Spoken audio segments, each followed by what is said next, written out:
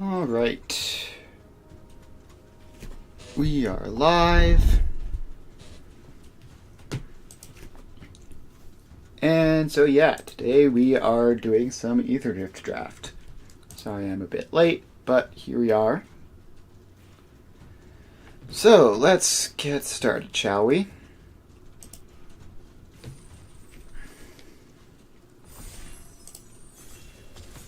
All right, we are in.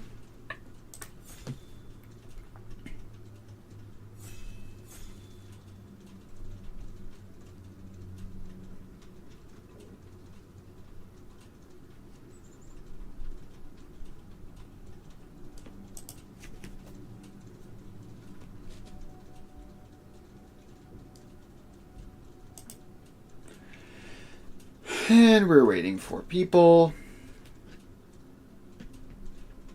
Please select ready.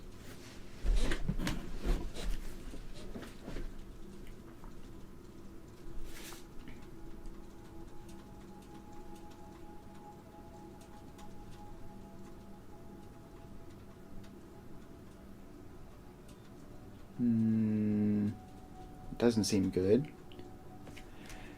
Ah, well. Alright, let's try this again. Success. Okay, so we have a mind control vehicle. That's pretty cool. A rare land would be good for rare drafting, but probably not good in general. Let's take mind control vehicle. That seems pretty good.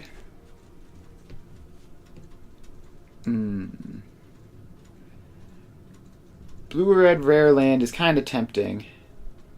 It's in color and is a rare, which is great. Let's take that. It's probably not the best idea, but it'll be fine.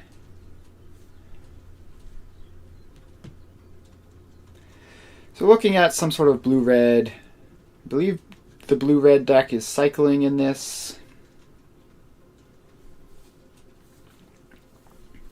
That should be fun.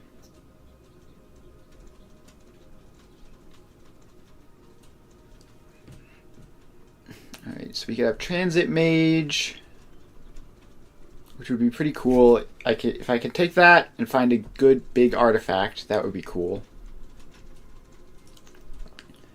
Stall Out is kinda like a removal spell. Let's take something that's kind of like a removal spell that also cycles. That sounds fun.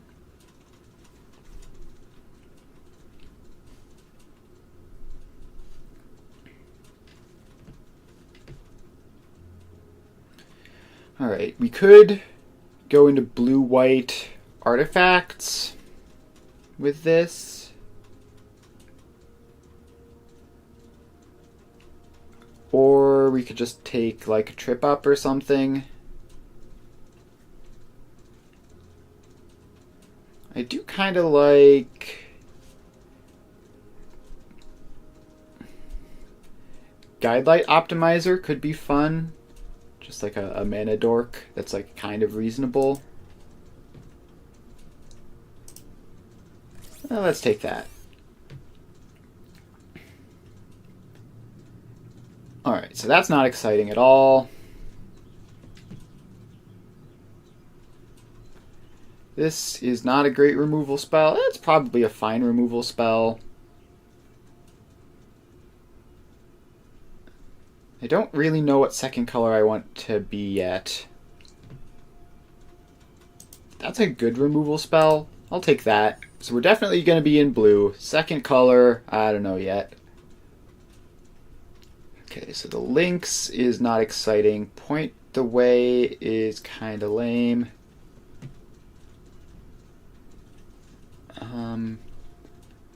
We could take this. It's like a decent defensive thing. Leaning towards blue-white. Crash and Burn is also kind of not terrible. Or we could just take a giant flyer. Well, let's take a removal spell that works well.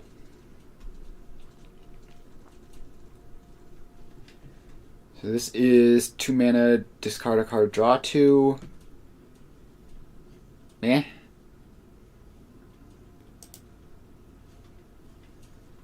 Let's take another removal spell. And reanimation could be fine, I guess. It's not like the best thing in the world, but it's probably okay.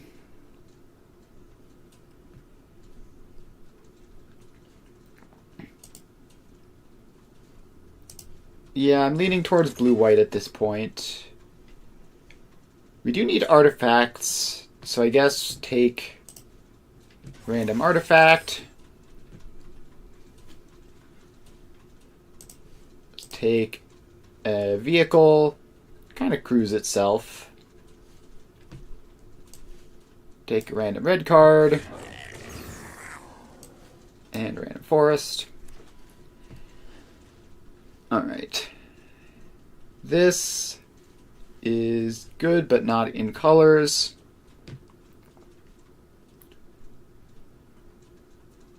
Nesting Bot is like kind of fine. I guess we could use 1-drops. It's like a decent 1-drop. It's better than all the rest of this. That could like give vigilance and stuff, but yeah, I'm just going to take the decent-ish 1-drop.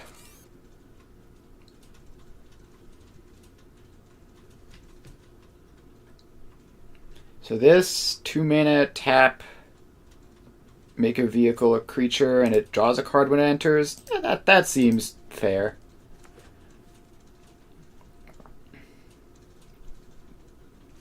Scrap Compactor is removal. It's not great removal, but it is removal. You gotta take what you can get.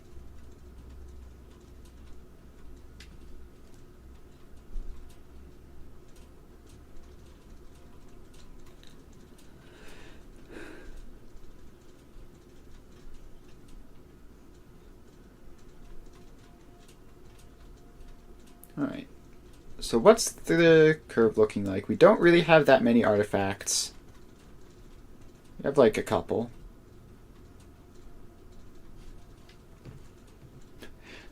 Bloodghast is a rare. It's off color though.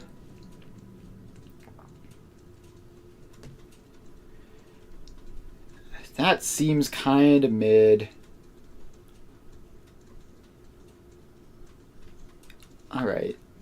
Let's take a random artifact creature. It's not a vehicle, which makes it much better.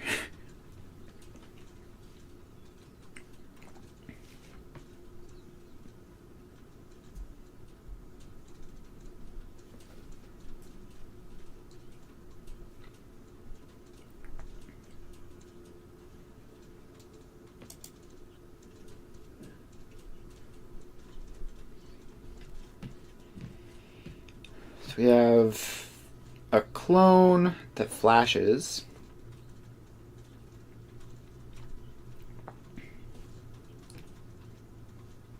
Alright, that is not exciting. That's kind of good.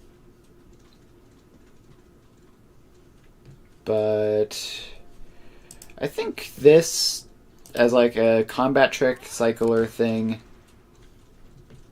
just like a decent card probably.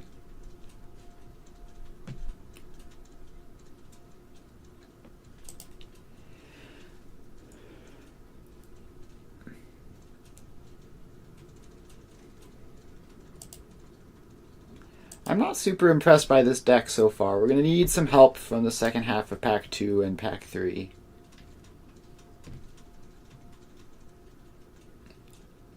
Unstoppable Plan. No, not really. Start Your Engines land. I guess. I mean, this is like a 5 mana 5/5. I don't know. I'm just gonna take the bad rare and cut it and have a rare. It doesn't seem like any of these cards are going in my deck. This is like fine, I guess. Okay, more removal is good. A mana rock could be better. I think I take more removal. And a random aura that comes back pretty well, so that's fine, I guess.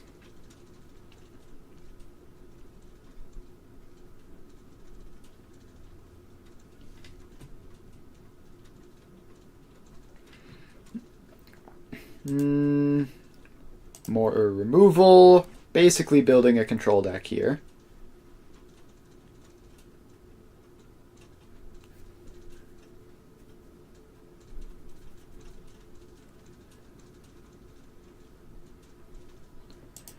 I guess we take a 4 mana 3/3 flyer.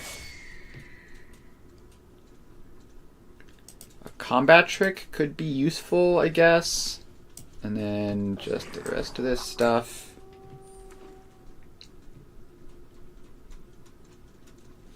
So this can give things double strike, which could be very, very annoying for them.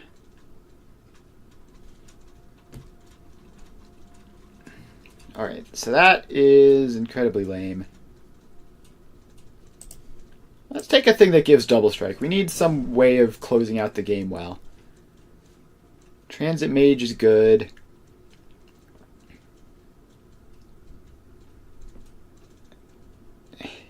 The blue shell is like fine, I guess. I'm gonna take Transit Mage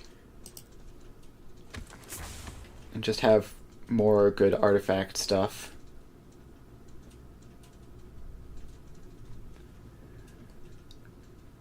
And Gear Seeker Serpent, I guess. Not excited about that. Ooh, Guidelight Pathmaker. Definitely taking this.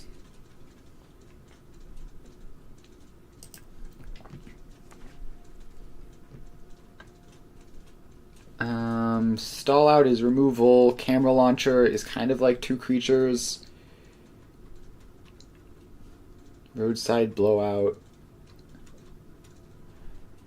Bounce a thing. Draw a card.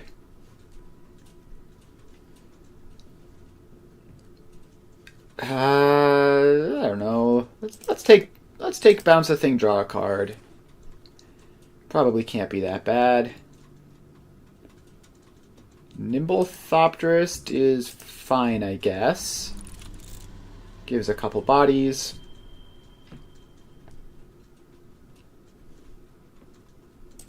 And I guess buffing our vehicles will be good.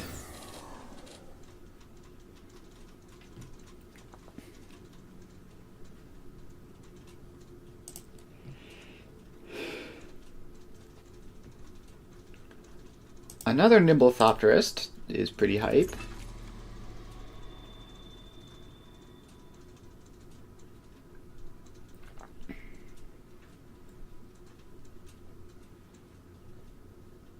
Alright, let's...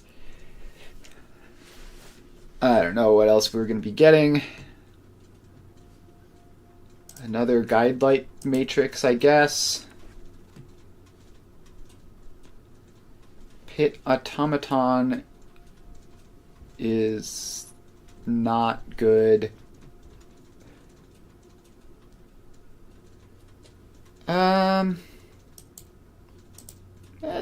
Let's take that. I don't know.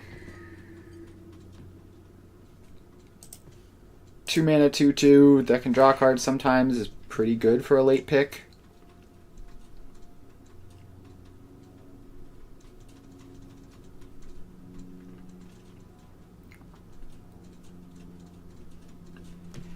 Another Nimble Thopterist is perfectly fine. I'd like to have a couple of those.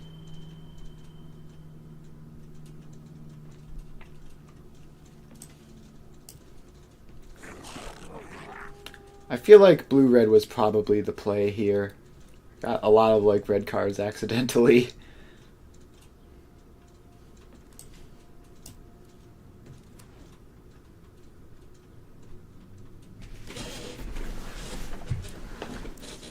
Alright, so let's see.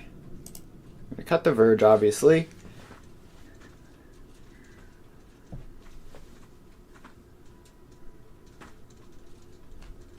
Alright, so let's see. How many like bad vehicles do we have? Not that many. We have to make 12 cuts.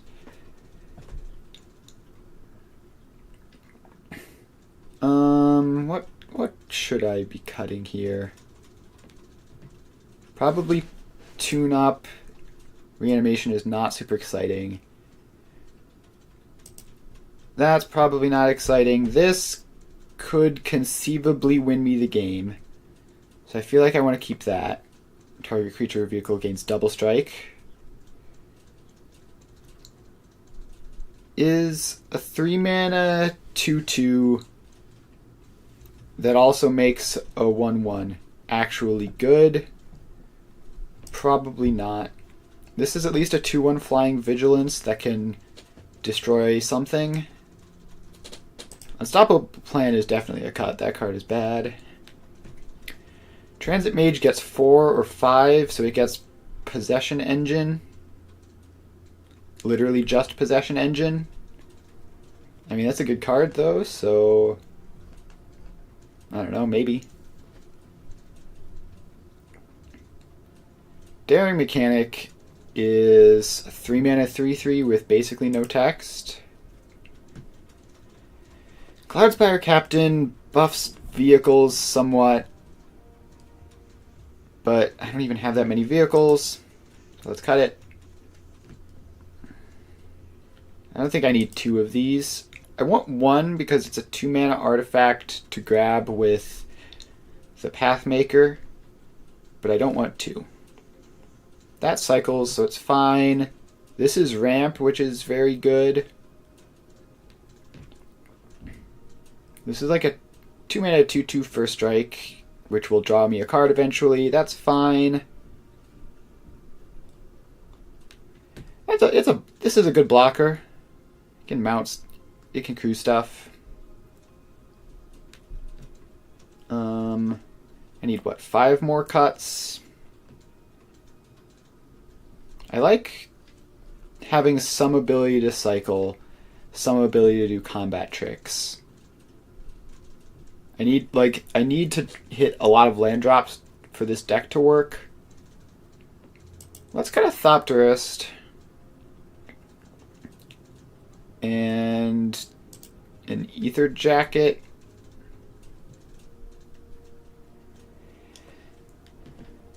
How many artifacts do I even have? Literally 8.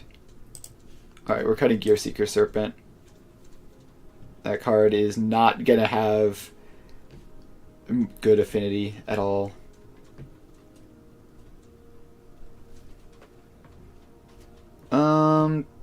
I mean, this is just kind of mediocre. We can cut that. And let's see. What else do we want to cut? It seems like a 2-drop based on the curve.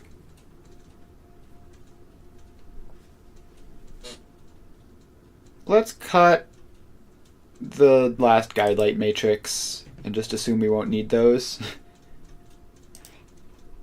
Alright, we have something resembling a curve.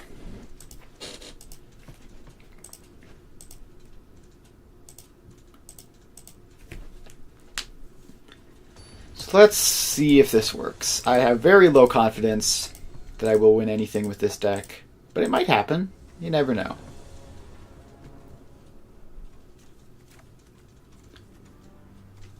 Let's keep this. We have 2 lands. We drew a 3rd. Very nice.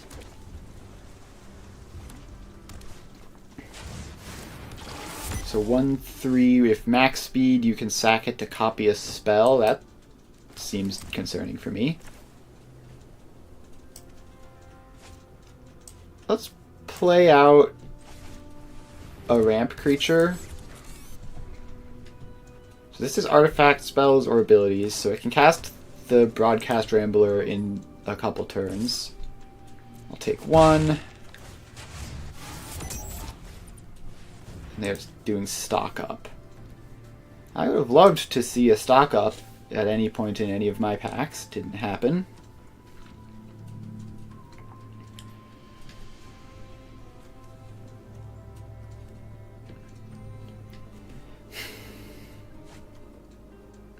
Alright. Draw another land. That's pretty good. Let's play this guy and get our own max speed going.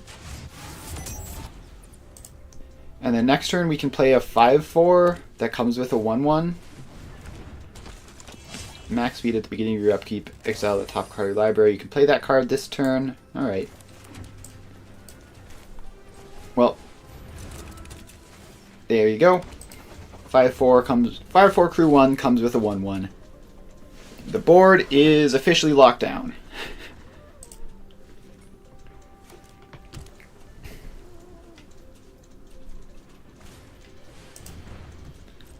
4/5 reach, discard a card, draw a card once per turn. That's pretty good.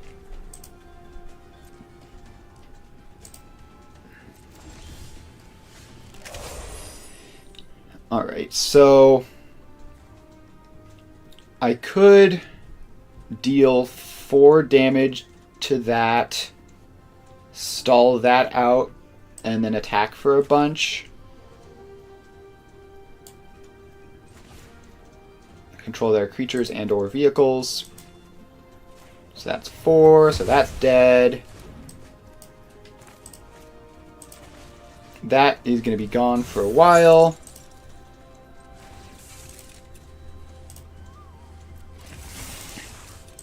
And now we can attack for 5. So they can chump block if they want, but they can also just take 5.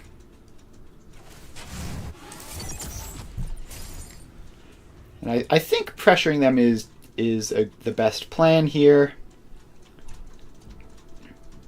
Like, while I have a 5/4 vehicle, and their guy is tapped down for a while.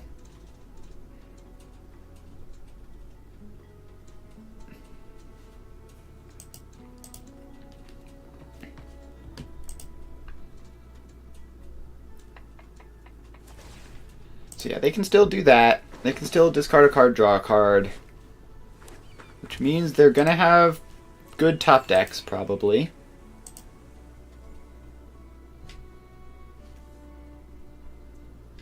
So I think this turn I'm going to play the Thopterist, crew up the Rambler, and then attack again. Hazoret. So this is exile target creature or vehicle, so that's fine. And that can't attack or block at the moment. So let's play a Nimble Thopterist.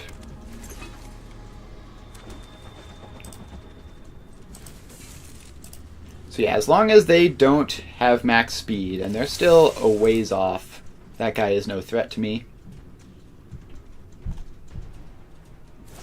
5 damage to target creature or planeswalker, draw a discard. Alright. Fair enough. Let's just chip in for another point of damage then. Get to max speed.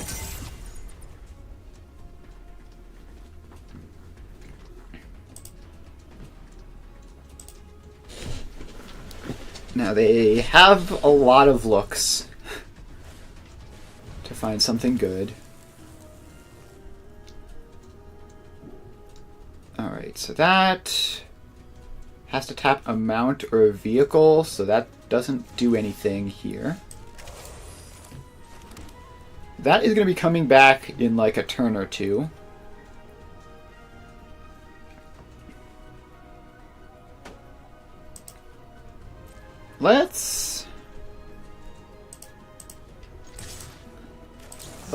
the 1/3 just so we can attack for an additional 2 this turn and have really serious pressure. Alright. Forgot that they could crew with Hazoret. It's still fine though. I still have 6 points of attacking. And I have 2 Thopters, which could be very difficult for them to deal with if I can use that to push the last couple of points through.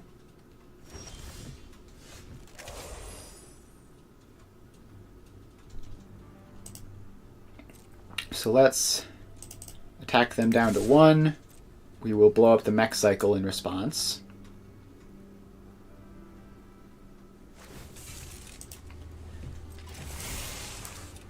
Exile target creature or vehicle. Goodbye. Please don't have a counterspell for this. It'll be like pretty bad if they have a counterspell. Okay, they just are killing a creature.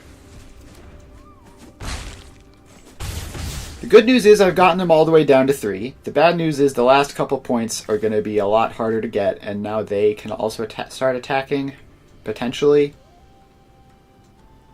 They need a blocker for the Surveyor. Otherwise they're immediately dead. They need blockers for the Thopters. Otherwise they're dead very soon. Possession Engine yoinking a Thopter. As long as you control this vehicle. Okay.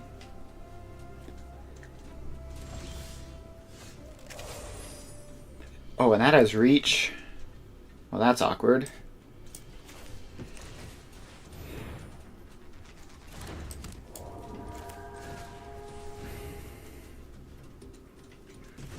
So, let's see here. If I attack here, they block this, take 1, go to 2. I don't think I can attack anymore, unfortunately. I have to stay on defense. And hope to find a removal spell for the gunner. I think I have a lethal attack next turn, because this can't attack or block.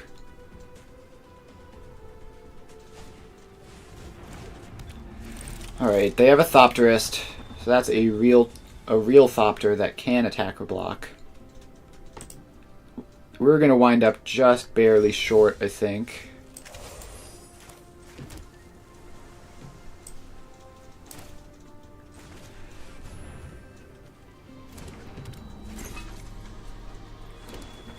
So the good news is, like, they don't have max speed. They can never attack with this. They don't have good attacks elsewhere. The bad news is they have discard draw. They have rummaging, so they're going to find something. They find a transit mage, which finds a hull drifter. Yikes. I need a removal spell, like, now. Alright, that's technically a removal spell next turn. Take action, give me a possession engine. So next turn, I can yoink the gunner, and then attack for a bunch in the air.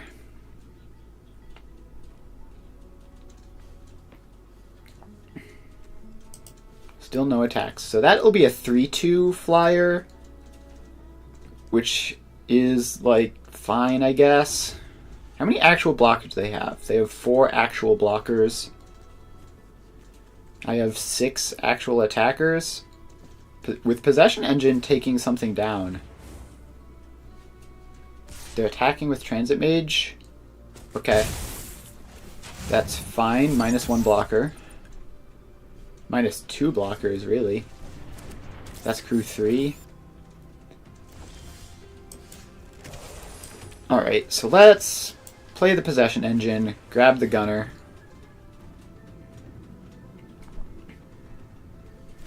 Or, yeah, we grab the gunner because it can't attack or block.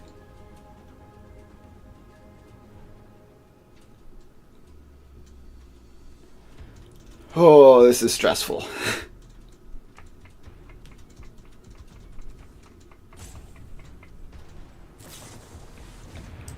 It enters as a copy of the gunner.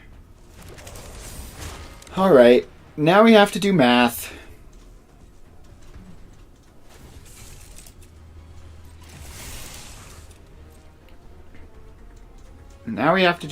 So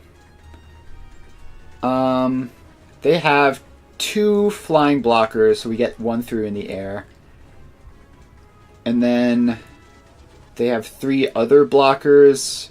We have 4 other creatures, each of which has power greater than 2. I think attack all wins here.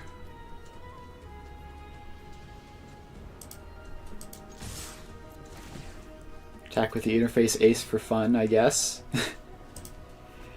I think this wins. But I don't know for certain. We're about to find out. So the gunner blocks a 2/2. They block a 3/2. They can block...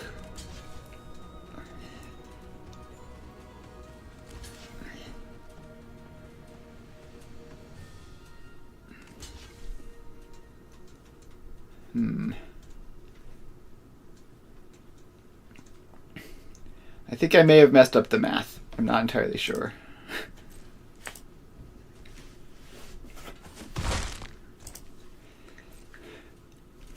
Yeah, I only get 1 through here. That's tough.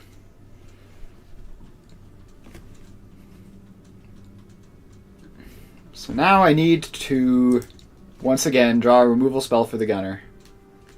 But now they're going to be able to play the Hull Drifter and be fine in the air.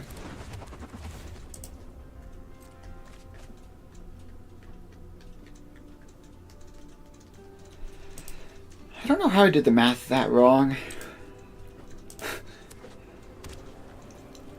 So I have 2 redraws next turn once I untap. I definitely should not have attacked there.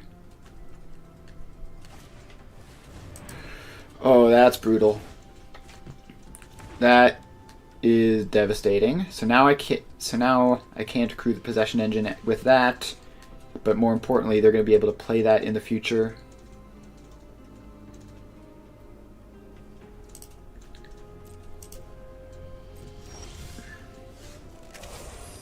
Alright, let's draw a card. Try to find something. Guidelight Pathmaker is good, but not good enough. Pride of the Road is good, but not good enough. So let's attack with the Possession Engine, I guess. They can trade off Possession Engines, but that would give me a Thopter back.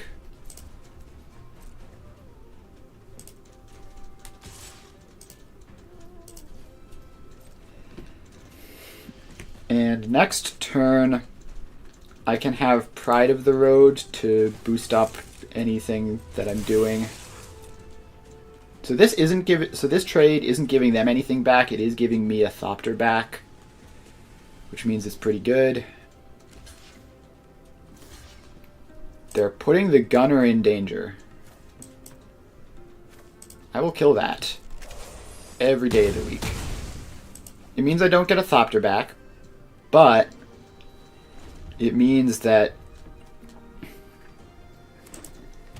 they don't have a 4/5 reach. They have another 4/5 reach, right? That was the one they bounced.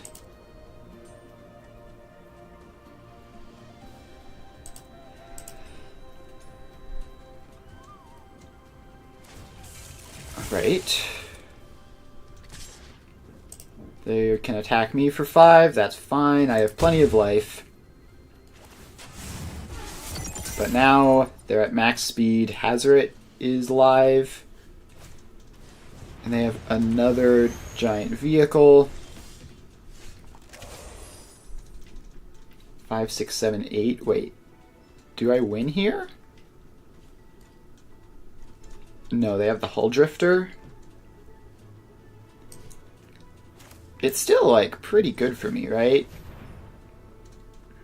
So I play Pride of the Road. I blow out the gunner.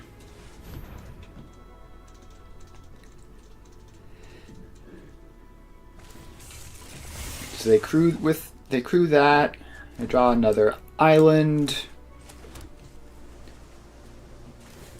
So now my Thopter has double strike, which means it can trade with the Hull Drifter.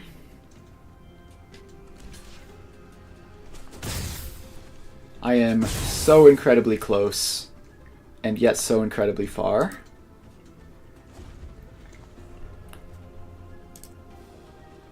Can they attack all and win? Those are both crew 3, so no. If they crew both of those, I have 1 life left. And they just die to the Pride. Oh, no, they have... Yeah, okay, so they have that to crew that, which means... That is Menace. Block either of those, and it doesn't matter. Alright. They got me. Yeah, that was just... We were so close. We were so very close. I think if I hadn't messed up and thought I had lethal, I think I could have won that. But... Oh well. We tried.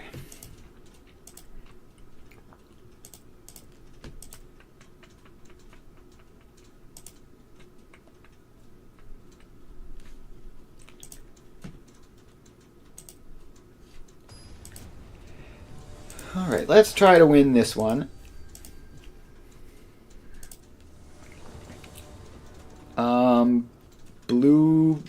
Blue mana, white spells. This is a pretty easy mulligan. Alright. We have both of our colors. Nimble Thopterist is probably the least exciting. It's tough. I kind of want to go, like, I want to go 2, 3, 4, so...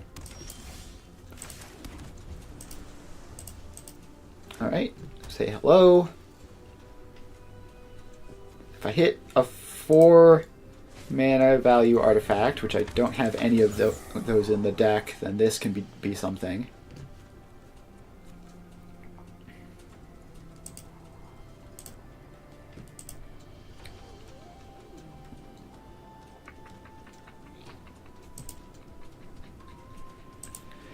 Opponent is red-white aggro, and they are scrying.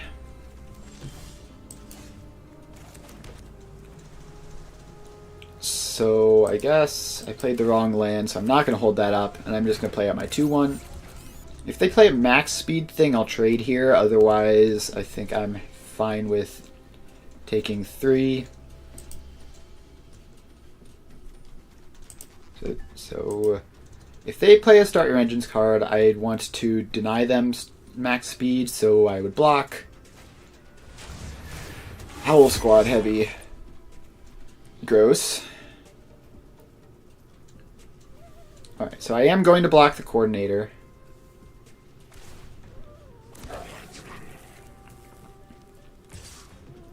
Okay, they don't even attack with the Coordinator. I can't trade with a stupid 1-1. They can have their max speed.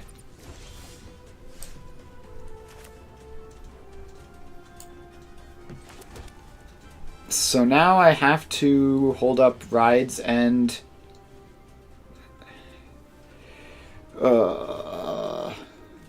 This sucks. So I'm gonna pass, hold up Ride's End to kill the Howl Squad heavy.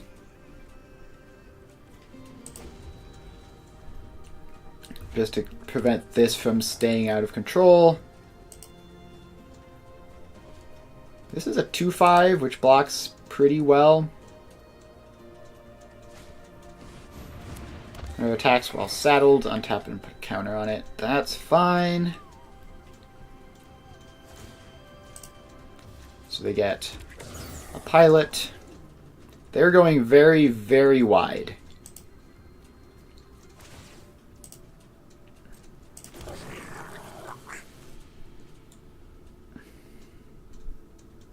Alright. No, they're holding it back. Oh, that's annoying. So now they're up to 3. Which means this is going to start tapping for mana. Well, I'm going to play a 2/5. And a Scrap Compactor. So Guide Light Optimizer got to do something there, so that's fun. Now I have a 2/5. I have my own engines going. But I'm feeling pretty awful here. Yeah. 3, 4, 5, 6, 7, 8, 9, 10, 11. Yeah, I am super dead here. That was brutal. Feeling like an 0-3. Feeling like a good, respectable 0-3 draft.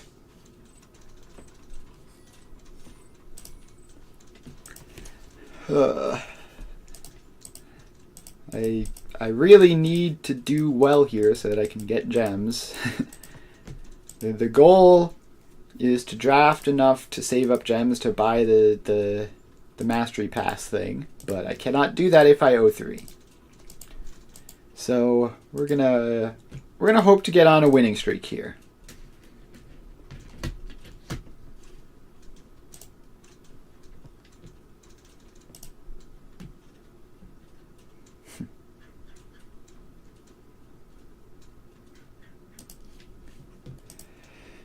Alright. Waiting for an opponent.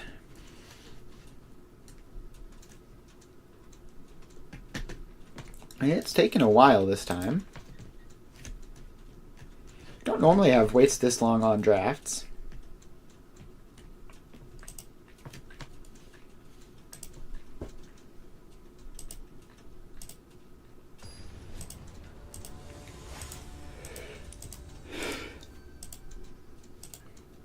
Alright, find someone. And we have a very, very defensive hand. So we can go blocker into stun a thing for a while. Alright, they are playing red.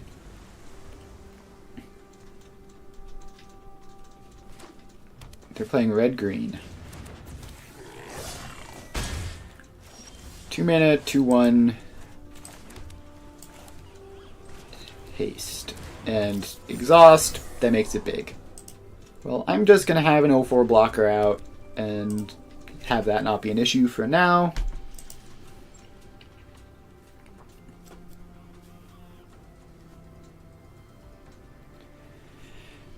So I think I'd like to flood the engine on something good, preferably. Like that, for example. Yeah, I would love for that not to have any abilities and also be tapped.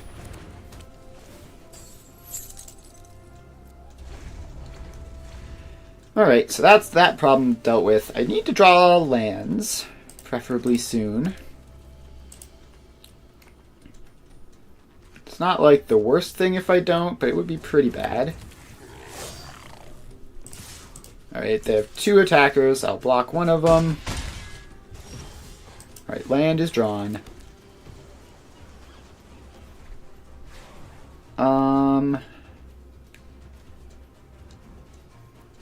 I think I play this. Like it's a flying creature. I can give it lifelink next turn, which will be pretty cool. They continue to attack. They still don't have max speed, so this is like kind of whatever.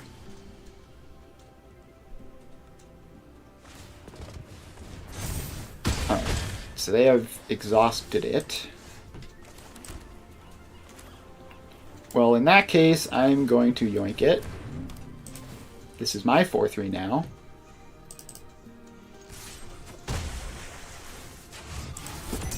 And I get a swing in. So this can't attack or block. It can crew a possession engine in the future. So that is a 2-mana 2/1 Death Touch, which will sometimes be a 2/4 Death Touch, but that's fine. Now I have to really hope they cannot get rid of the possession engine, otherwise I'm in a fair amount of trouble.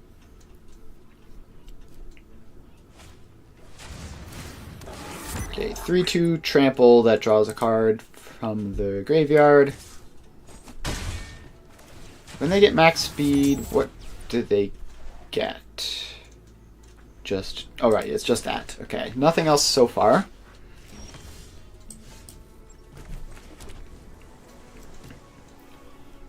Let's see, that is crew 3.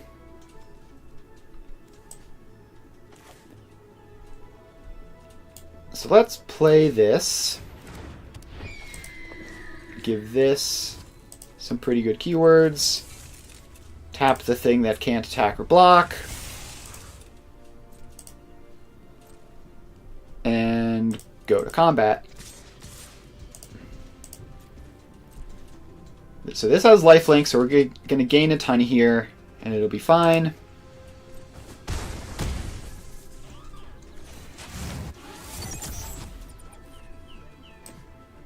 And I think I could play out a 2/1, or I could hold up stall out. I think I'm going to play out a 2/1.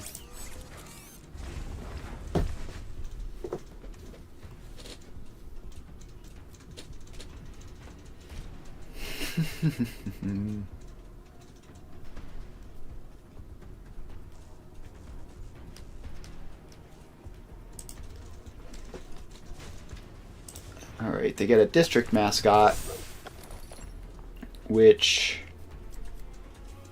if it attacks while saddled, it gets a 1/1 counter on it, and that can destroy my possession engine and give them back this.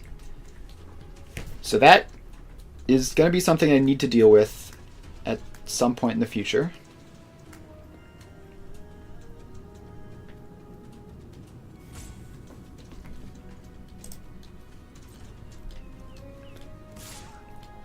Alright, they're attacking with that, and they're leaving up exhaust. I think double block here is fine. Gonna have to get rid of their 4/3 at some point.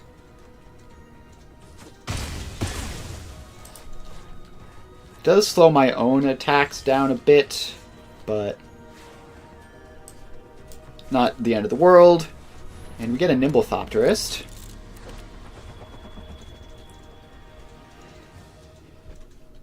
So there's a very high chance that this will be saddled and have another counter and thus be able to destroy the possession engine. So I want to get all the value out of this while I can.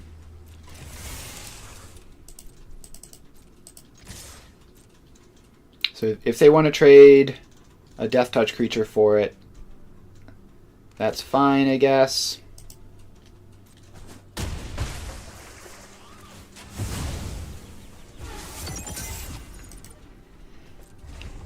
So now I'm probably going to have to stall out. Could I erase this? Probably not. I could stall that out, and then we would both be attacking for 4, but they're at 9. I think I can win this race. As long as they don't have anything good. Now if they give... I think, on the other hand, I could trade with the Thopterist.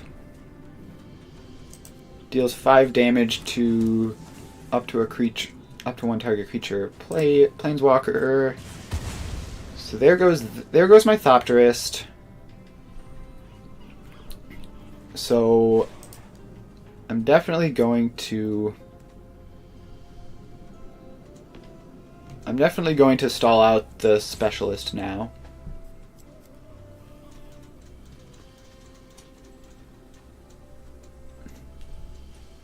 Do they want to saddle the mascot? Yeah, that's fine. Alright, I will... Oh, this is a sorcery? Wow, that's much worse than I thought it was. Okay. I thought this was an instant, and it was lighting up because of the cycle, so I never learned otherwise.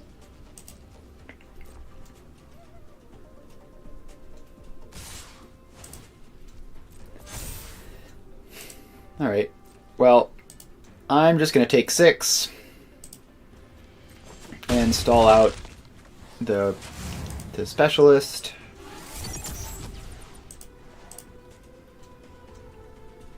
So this doesn't do anything because I currently have max speed.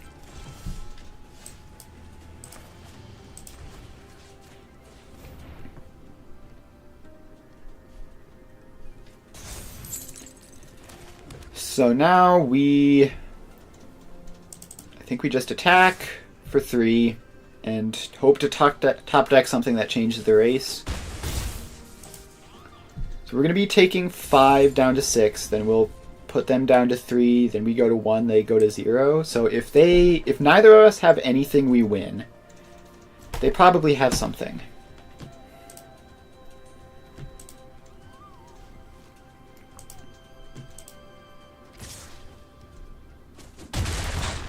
Alright, they're at max speed now.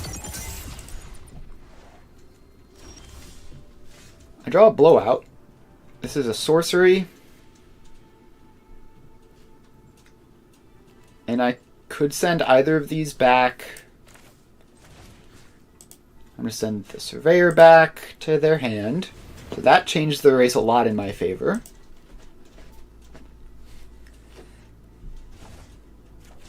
And another land. Well, I'm going to put them to 3. And now they need something.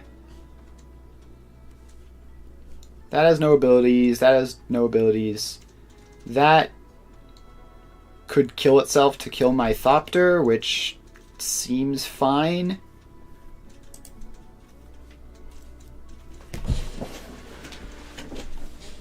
Because it would have to remove 2 1/1 counters from it. Alright, so they take 3.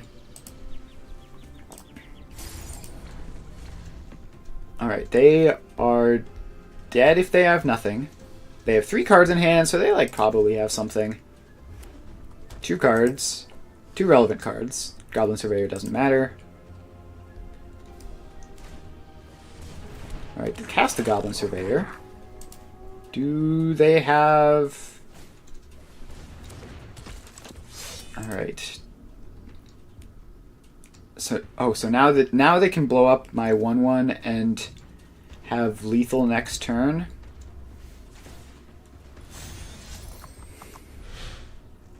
And even keep their mascot. Alright, well that's concerning. And I draw another land. Oh, so brutal. I drew, let's see, they drew 4, 5, 6, 7 lands. I drew 9. If I had 2 more spells, I think I win this game. I think literally any 2 spells any 2 spells would be enough to win me the game. Alright, well, our deck wasn't good, and also we got unlucky, which is the classic recipe for an 0-3 draft.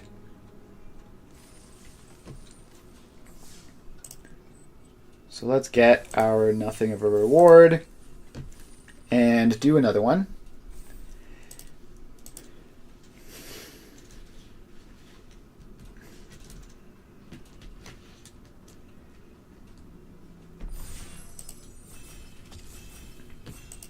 All right, let's try to draft an actually good deck this time.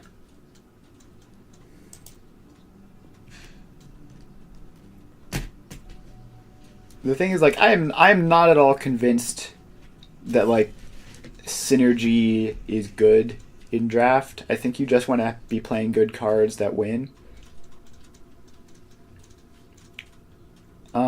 We could do it. We could do green red exhaust. We could do green red exhaust. That would be pretty good. March of the World Use is not exciting. Let's pick a green red exhaust card. That deck seems decent. Gosh, we're passing all sorts of signpost uncommons, huh? So that's like saddle-y stuff. This is ramp value stuff. 2 mana 1/1 flying death touch that ramps a little bit isn't awful.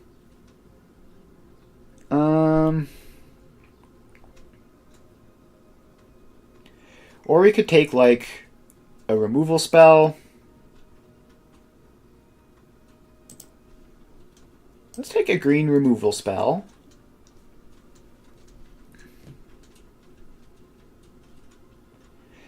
So we could take... So that's like discard synergy stuff. That's just like a mediocre card. This is red exhaust stuff. Let's try taking that. Let's try being a green-red exhaust deck. See where that leads us.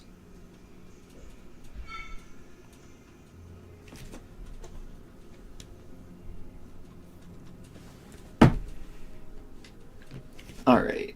So we could take Fang Druid Summoner as like a decent-ish card. Take Pothole Mole as a decent-ish card.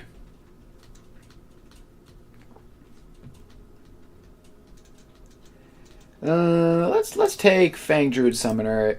If we hit a vanilla creature, it'll be pretty good.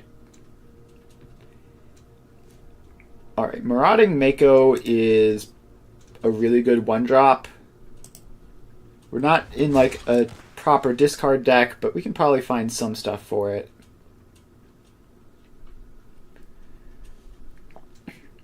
Alright, we could take a Mana Dork or a removal spell.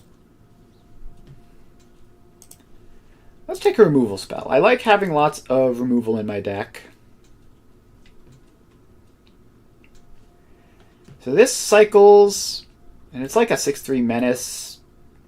It's a vehicle, which is not great.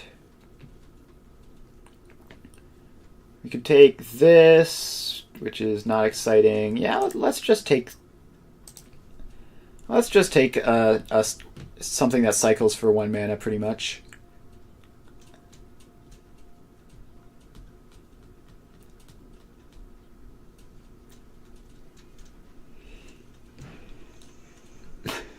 Radiant Lotus is in the pack, huh?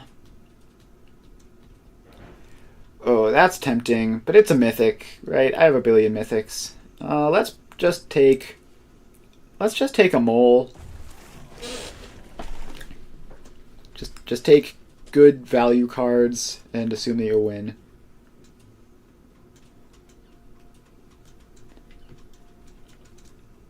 Again, like decent value card.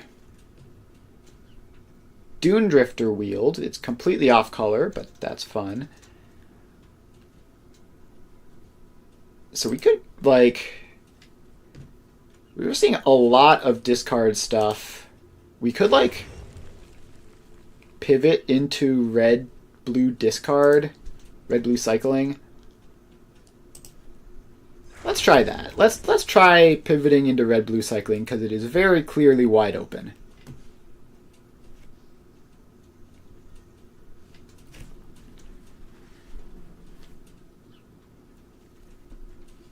And this, I guess,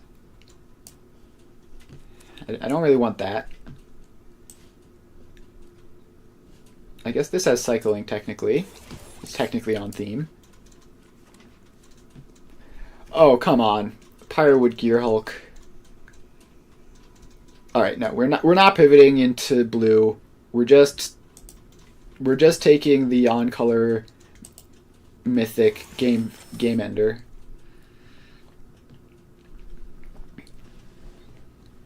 And this card seemed pretty good on my opponent's side. We'll take that.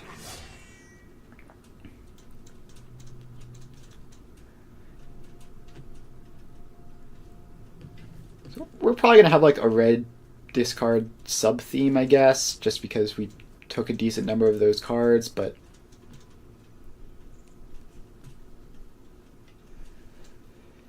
so this is a better stat line than a mole. Let's take another mole. I like moles. They're pretty good. Let's take a vanilla card for our Fang Druid Summoner to be able to get something. I would love to get a giant creature as well, but just getting something is fine. This pack is awful. I guess we... Actually, this seemed fine. This seemed fine in our opponent's deck. It was annoying for us, at least, specifically. Randomly having reach is cool. Full throttle. Sure, let's take that. Let's take random bombs that win us the game if we have a good attack. Is full throttle good and limited? I don't know. If it would be good and limited, it's this deck though, so we'll try.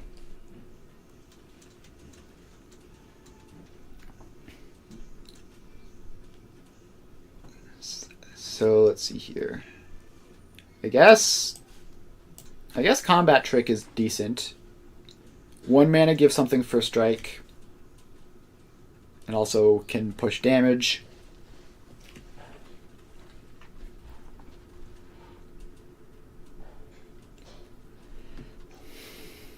Dynamite Driver seems great.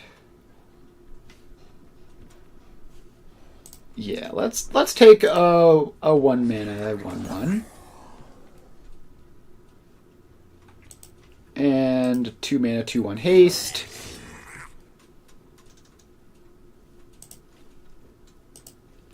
Ramp seems good. It's also 3 power for 2 mana.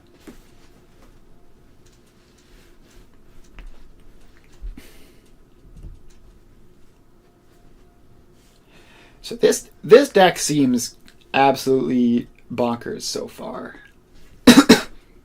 So let's see, this or this. Let's take the aggressive one. A sweeper can't hurt.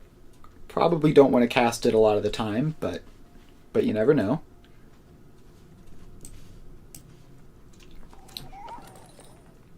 And some random cards. And some random cards. Howl Squad heavy. Alright. The deck is insane. If this deck doesn't 7-0, I can't imagine what will. Combat Trick that makes a 1/1. Or Beast Rider Vanguard. Or just like... Yeah, I mean, that doesn't seem very good. Let's take Beast Rider Vanguard.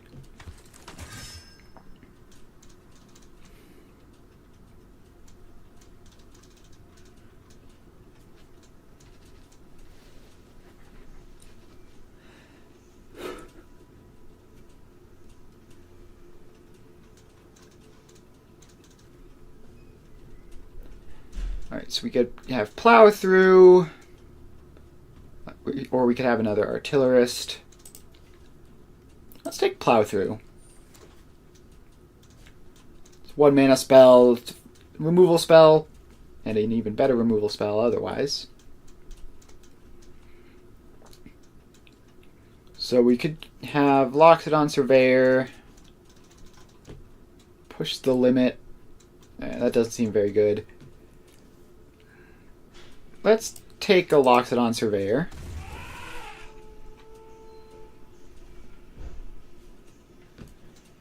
Samut. Could we splash white for Samut? Probably not. Earth Rumbler, though, is a banger. I love that.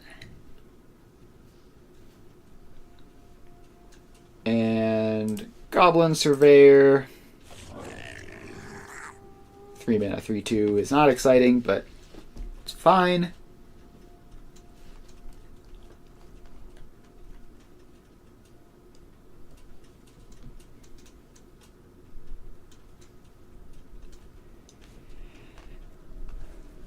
Alright, waiting on pick 6.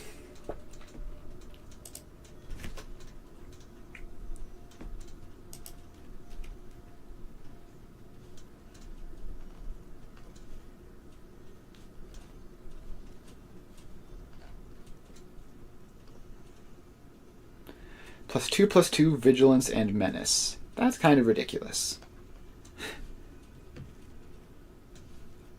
Alright, Bestow Greatness is a great combat trick. I have a lot of 3 mana spells in this, which I don't love. Take an Endrider or Catalyst. And probably a Scrap Compactor. Some more removal is sort of missing in the deck at the moment. Another Vanilla creature, that's pretty good. A 2 mana 4/1 is kind of bad, but it is what it is. If I can give it +2/+2 Vigilance and Menace, it is no longer kind of bad.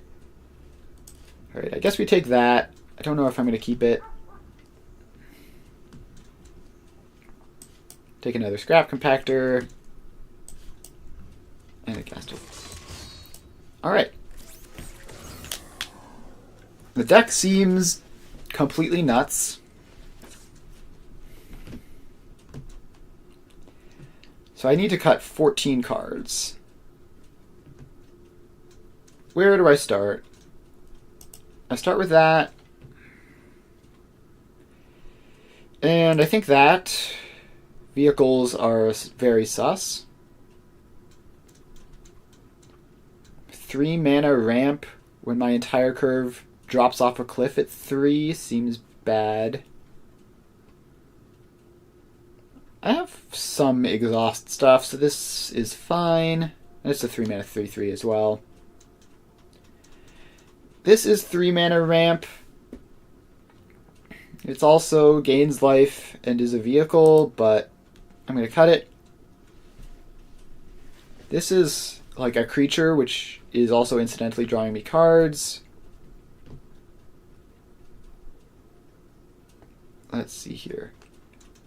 I don't think I want 2 of these when I'm not super far in on discard themes. And that is, I guess, removal, but it's kind of sketchy removal. Is that a May? It is a May. I might keep it in then. So that has cycling, which could be good for the Mako. It kills, like, my entire deck, though. I don't want to have a card in my deck that kills my entire deck. That seems like a bad idea.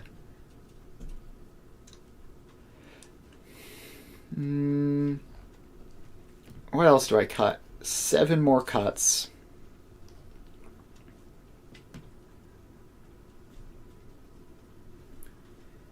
Let's see here.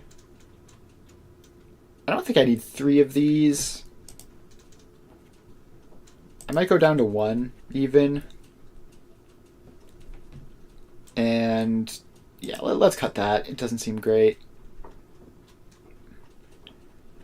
So that is exhaust to be a 3/4, but it'll have double strike that turn. So that's like pretty good.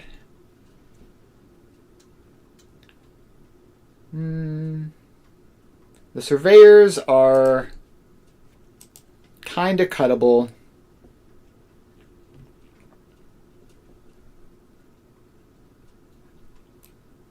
Full throttle is win more. So this one gives my creatures buffs so that they can attack through. Full throttle doesn't. This is a great combat trick. I need 1 more cut. And I think it'll be 1 scrap compactor. Maybe cut both scrap compactors and put in this guy, because it, like, at least it cycles for one for the Mako. Let's try this. I think the deck is crazy good. I'm not sure I got the exact cards right.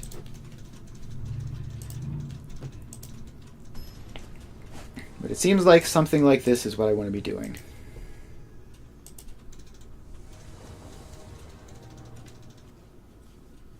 Yeah, this is a 1-2-3 curve. It's got mana.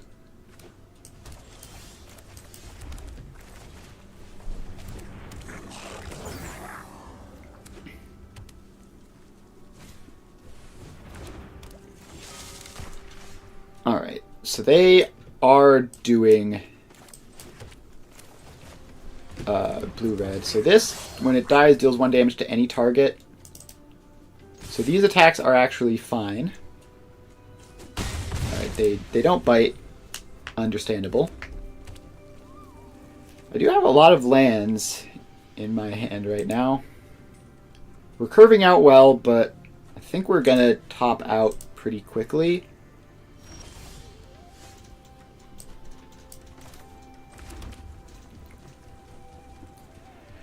Oh, and now they have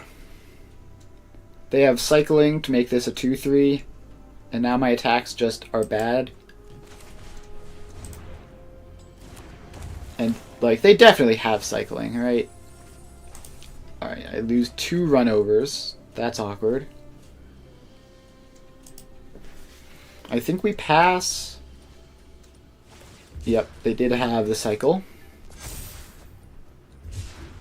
This card is busted. Like what the heck? It flies too.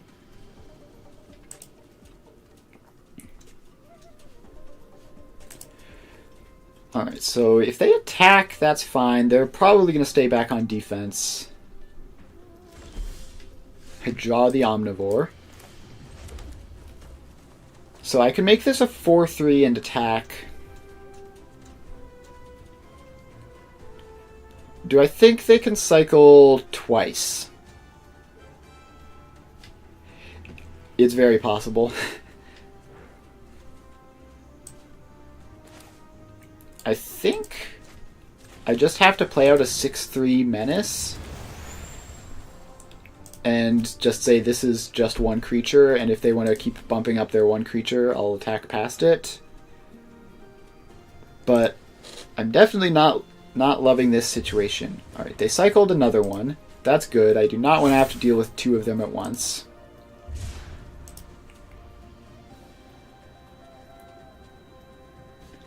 And I've cleverly milled both of my run-overs, so that's not going to be a good way of dealing with this.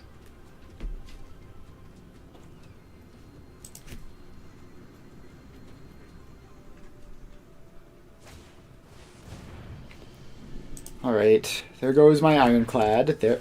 There goes my one plan for dealing with this, but they have tapped out. They have tapped out, which means that this attack is now safe. And we've done it. We have killed the beast. Now we can continue playing Magic the Gathering. 5/4. And whenever you discard, I think it's +2/+0 until end of turn for each card discarded this way. And whenever it deals color damage to player, you draw a card. Okay, that's fair. That's completely fair and reasonable. I'm going to play the Fang Druid Summoner. Grab Tyrox. Play Tyrox. So at least this can't gain more toughness. So I will have attacks. Starting next turn with the Specialist and the Tyrox.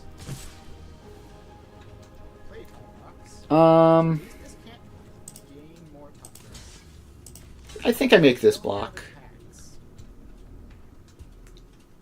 It's tough. Racing is very racing is very fun, but alright, they have a combat trick. I probably shouldn't have blocked there. But at least they're not drawing a card off of this. And also I'm not taking 7. I would love to draw my Gear Hulk right about now.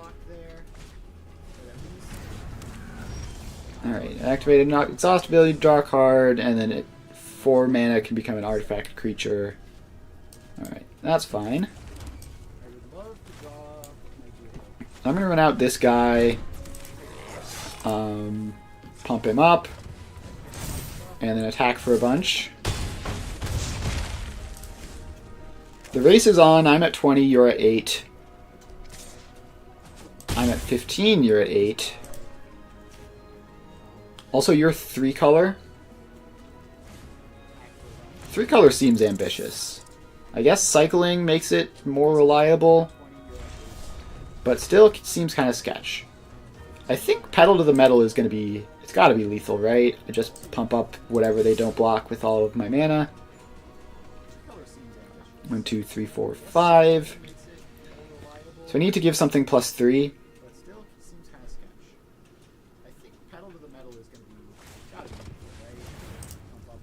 Alright, so they can exhaust that and block 2 things.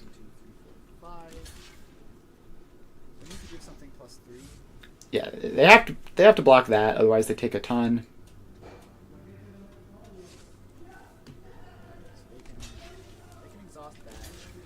Alright, so I have 4. 2, 3, 4. Let's go all the way. Why not? The mole will do the honor. What do you mean draw? So I have 4. Are you kidding me? Let's go all the way. Why not? Are you joking right now? Is this a bug? Draw. Are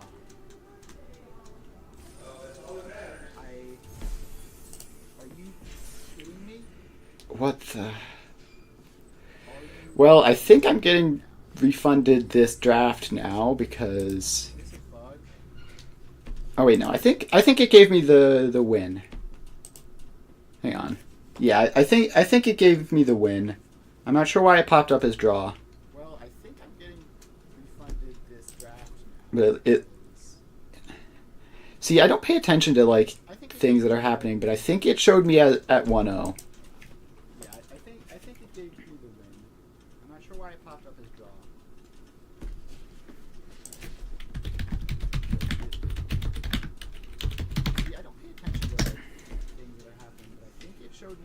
See, I don't pay attention to like, things that are happening, but I think it showed me at 1-0. Alright, well... We'll do another game. Currently waiting.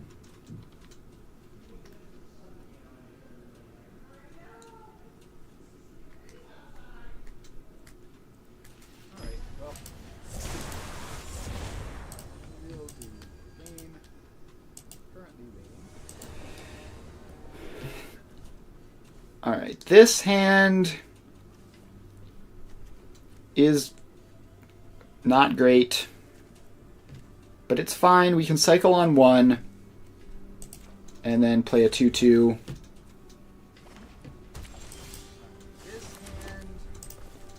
We're just going to pass the turn and cycle. Not great. It's going to be black-white. And they're just playing random cards. Alright, so do we play a Haster? Nah, I think we play a 2-2 and try to deny them from getting their max speed. With Gear Hulk in hand, I'm expecting to win the long game. Oh, they're 3-color Greed Lords. Okay. Understandable. Hopefully they have lots of 2-pip spells that they're going to get punished for. Alright, we find a forest. Would have preferred a mountain, but forest is fine. Cycling a thing. Playing a Verge. I guess that makes sense for why they can play as many colors as they are. Forest. Prefer to mountain, but forest is fine. Let's play this. That is cycling, that's why I was lighting up. Okay. Attack you for 4, pass the turn. I do need red sources. I need double red to play the Gear Hulk, Yes. which is really quite close to being castable. Yeah, just drawing a singular mountain would do it. I could run over. I do need red sources. I need double red. It's so the question is like this pushes a lot of damage, but it isn't removing like the best creature in the world.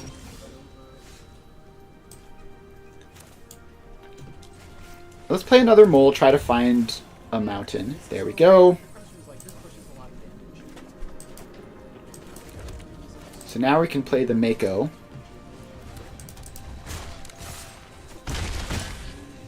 And Let's play another mole. Try to find. Gear Hulk next turn. I would love for them to tap out for something here. I think Gear Hulk probably just literally kills them. Please tap out. Please just play a 4-mana creature. Tune up. I love you so much, opponent. Gear Hulk. Everything gains +2/+2 Vigilance, Menace, and Super Dead. Pyrewood Gear Hulk. What a fun card. Alright, we made it to silver. I'm not sure how we got all the way down to bronze. It has been a while since I've drafted, I guess. May have been a season or two. Yeah, so it said that first game where the draw popped up, we still got credit for the win. So that's fine. I'm not sure how we got all the way down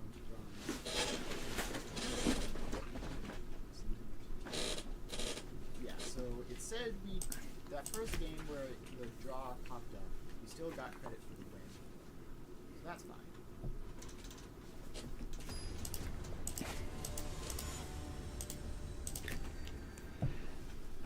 Alright, and this is slow. I don't like having no plays for so long. This just can't cast spells. I don't like mulliganing. Alright, this is fine. Slow. We have to get rid of the Gear Hulk, I like having no plays. just like we need. We need castable spells, not 6-drops. Don't like mulliganing. Alright, this is fine. Alright. So that just instantly puts them onto phase 2. Castable spells, not 6 drops. Well, I'll play my own 2/3, which is a lot less good, but it does find me a mountain. So that instantly puts them on Whenever you attack, target attacking creature gets +1/+0 until end of turn. to a lot less. Well, that's frustrating. Can't block that now.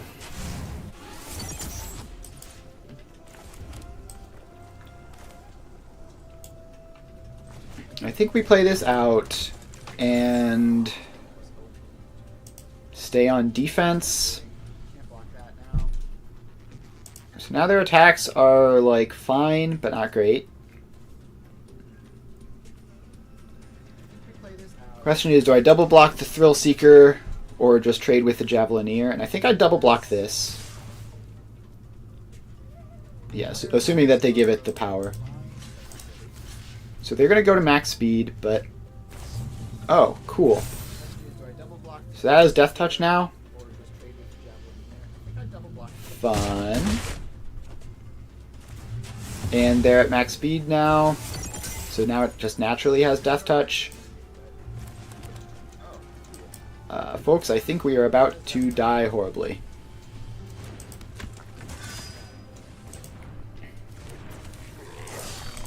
Yeah, we mulliganed a lot this game. It's not super surprising. We're struggling to keep up. And they've just been playing insane card after insane card, so... We mulliganed a lot this game. I think I blocked the Javelineer. They've just been playing insane card after insane. Yeah, if they had another combat trick that saved their thing, I was going to be very upset. Alright, run over doesn't even do anything because all of their stuff has good toughness. No. Give me a red mana left over because those are my 1-drops. Alright.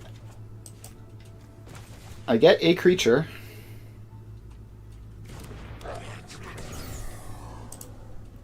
So now, I mean, we're still completely screwed, but we can double block that, get combat tricked. Alright, yeah. That is all. Opponent had the nuts. They had like the exact stuff they needed for every turn. We were stumbling around, playing bad cards. Yeah, when your curve starts at 3 because you mulligan twice, it's not good.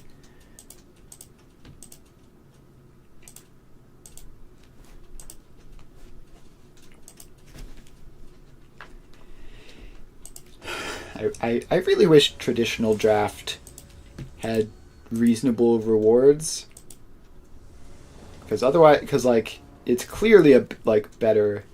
Best of 3 is objectively better than best of 1, but the rewards for best of 3 are abysmal for some reason. Like they just decide that you don't get anything for winning best of 3, which really sucks. Like I want to play some of these decks multiple times and see what happens on like average draws, as opposed to just like, well, I got unlucky there, I guess. All right, they're just cycling a thing, and I can attack you. So I do actually get a cheap exhaust, theoretically, assuming neither of them die before then.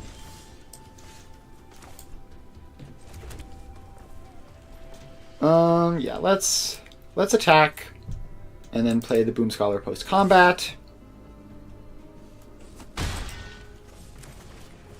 And the next turn I can like Beast Rider Vanguard plus exhaust this, which should be pretty cool.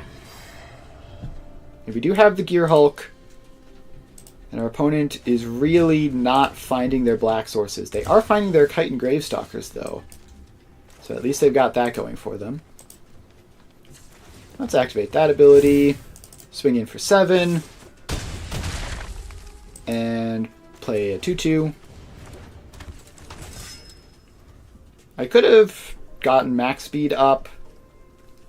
Doesn't seem super useful. Yeah, okay. Opponent got hilariously unlucky there. For all I know, they could have had the best deck of all time, but they had 1 color of mana. And obviously the other color of spells. They should have mulliganed. Like that was an avoidable situation on their part, but we take those. Sometimes you lose to mulliganing to Oblivion, sometimes you win to mulliganing to Oblivion, and you just have to hope that the second one happens more than the first one.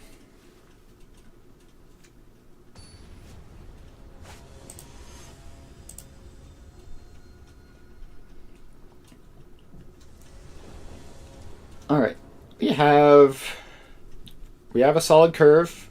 1, 2, 3, 4 maybe. Although we might just cycle it.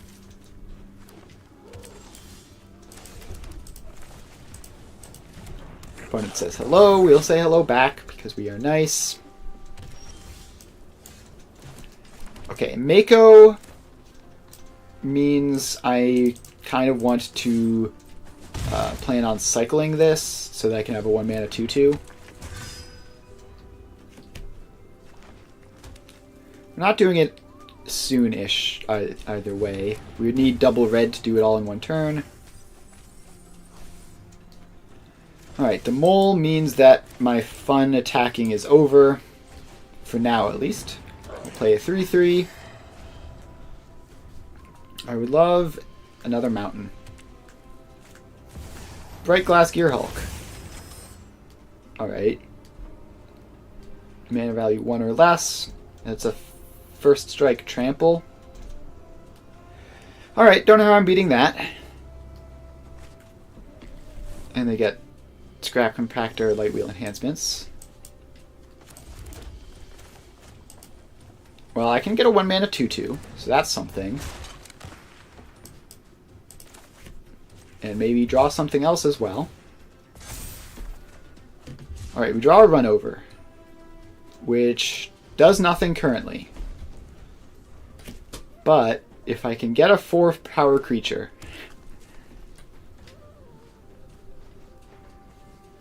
or if they attack with the Gear Hulk, actually. Alright, now it's a 5-5 Vigilance. Now this is getting dire.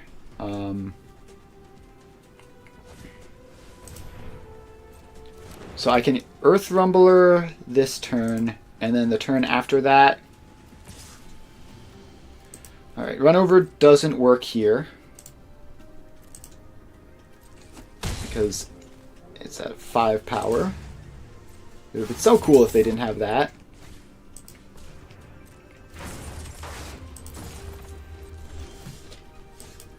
Alright, well, we're going to play the Earth Rumbler, which does beat the Gear Hulk in combat.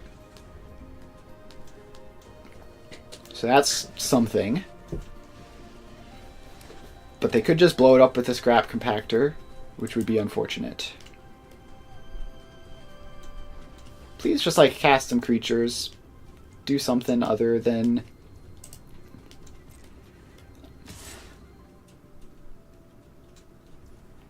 okay. Well, they're attacking. I mean, I have to call their bluff, right? Exile a thing from my graveyard. Make this an artifact creature. And they spend their turn destroying it. Yep. That's fine. And that was first strike, so I still can't do anything about it.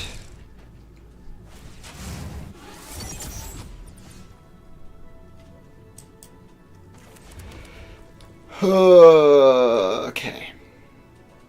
So I could exhaust this, make it a 5-5, and then run over the Gear Hulk next turn.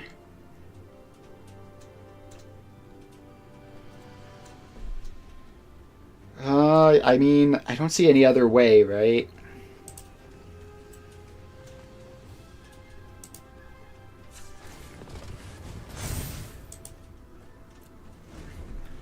Alright, so I have a 5-5. So I'm still going to be being attacked for 5 from this thing.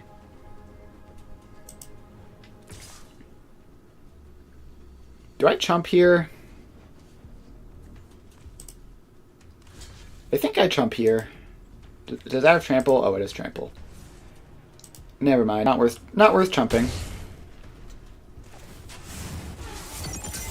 So now they're at max speed, which means they can cast that from their graveyard.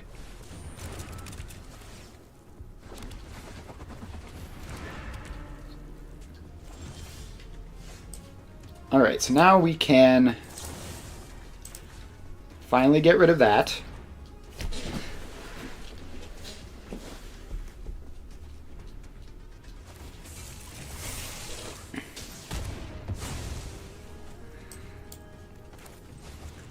So they have a Lagorin, which is concerning. I guess I'll grab a Tyrox.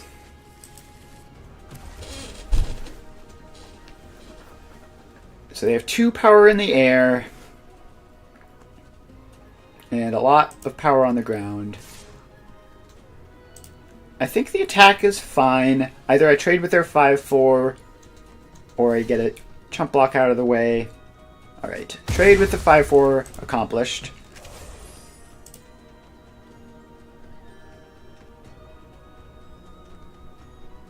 Oh, this has reach. Another freaking Gear Hulk. Oh, this...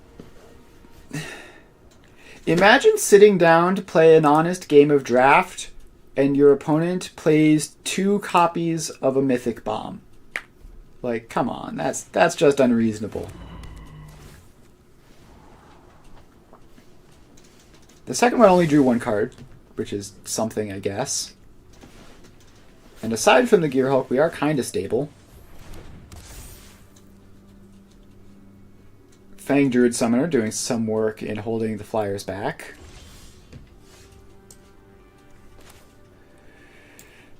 Pace Setter Paragon actually will be a 3-powered double striker, which does hold off the Gear Hulk. It'll trade with it.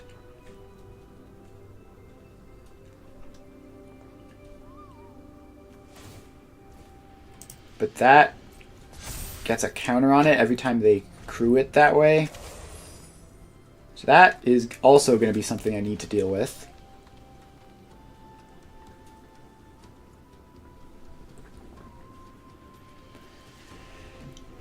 Ugh. Right, they are saddling the Legorin, which means they intend to attack with it, which is fine by me.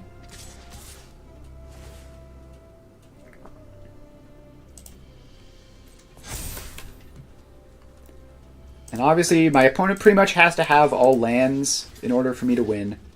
That's just like a given at this point.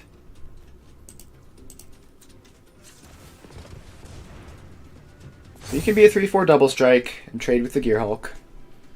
Or... no, it doesn't. It doesn't even trade with the Gear Hulk. I did the math wrong. Okay. Well, I forgot that it would die to first strike.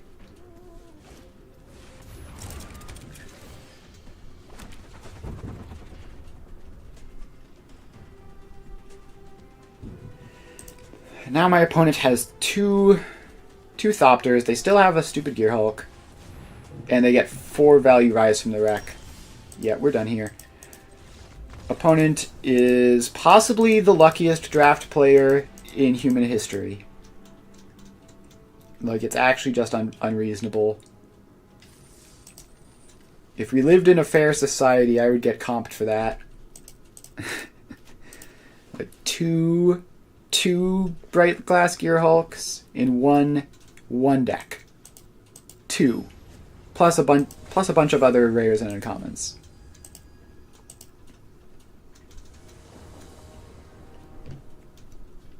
Alright, this hand sucks. It's an easy mulligan. This hand is actually kind of great.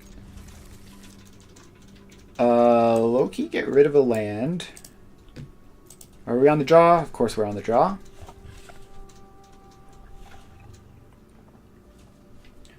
So hopefully the Mako just sort of takes over here. It can be a 1-mana 2/2.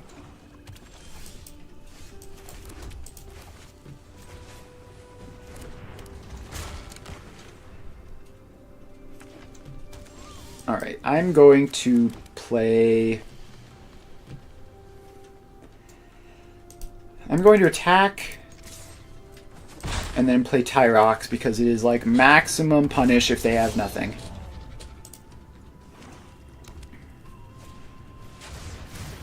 Alright, they have a Surveyor, which... So we target that, goodbye, and we will cycle and attack for 6. Seems pretty good. Seems pretty good.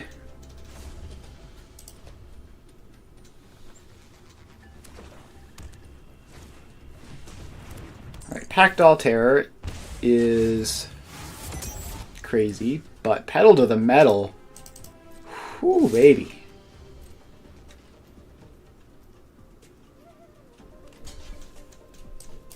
Alright. You get +2/+0 in first strike.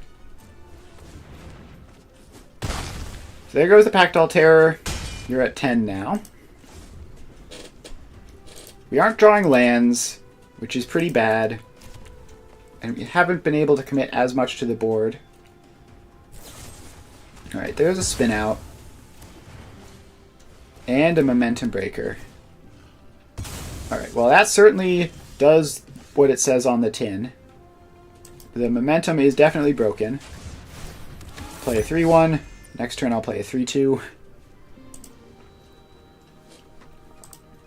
I need to draw land so I can just cast more spells. Like, if I'd been able to also cast a Gibberic Omnivore this turn, it would have been great. 4 mana, return it from the graveyard to your hand. It's pretty good.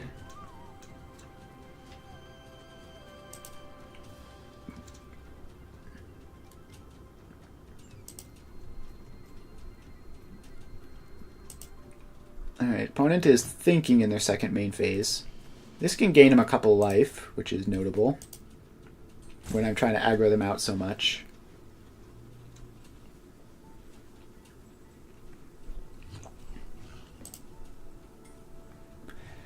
I would love to draw a land. Any land would be great. Basic Mountain would be marginally preferable, but any land would be fantastic here.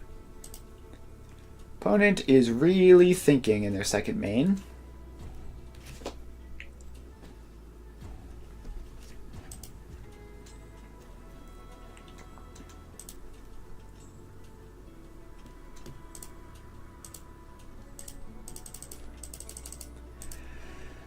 Alright. They thought and they thought and they thought and they did nothing. And I didn't draw a land, I drew another 2-drop. Well, let's kill the pilot and attack for 3.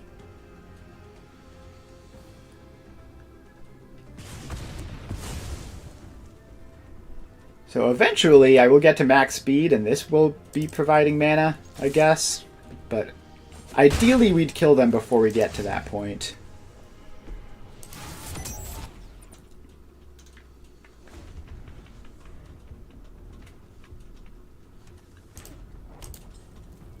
Foul Roads. Oh. Necro Regent. Fun.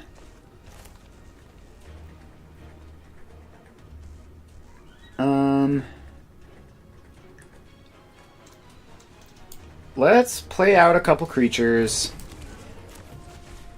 Pass the turn. And oh, they gain 4 life off of that. Alright, well, we can Fang Druid Summoner, find a thing.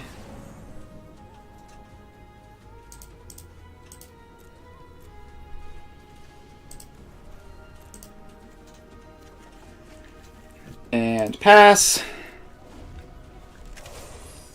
Gain 4 life is brutal there, as is a 6/6 reach. Now we're going to be staring at each other for a while. Opponent has been hitting land drops, and I haven't, so maybe they'll flood. So because that land I drew was a basic forest, I can't cast both of these. Oh no, they just play another massive creature. That's fun.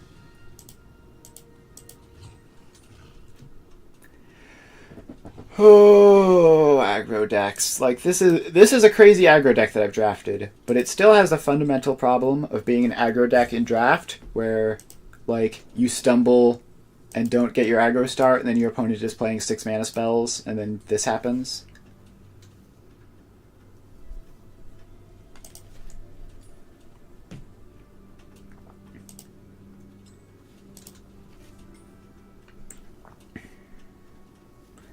Opponent is also playing extraordinarily slowly.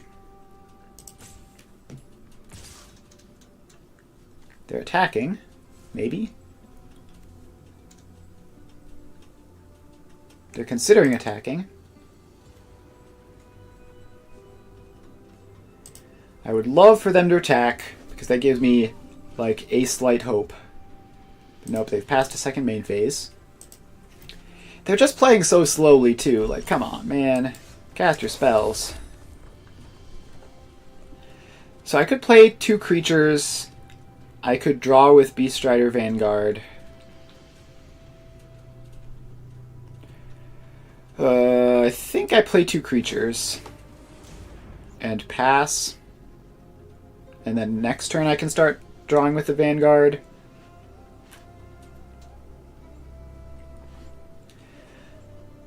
I really wish my opponent wouldn't be the slowest player on planet Earth. Like, it's bad enough they're significantly ahead.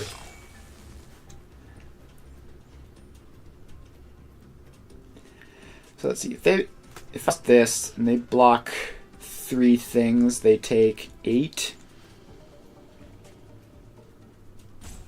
Or no, they would block 4 power creature, 4 power creature, 3 power creature, take 7. So not at lethal if they have nothing. Also, they can add this to their hand and then put it in play. And also gain life off of Momentum Breaker.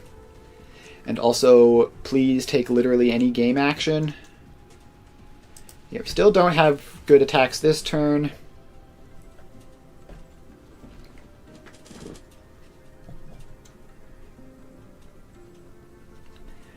Opponent. I'm going to start spamming your go.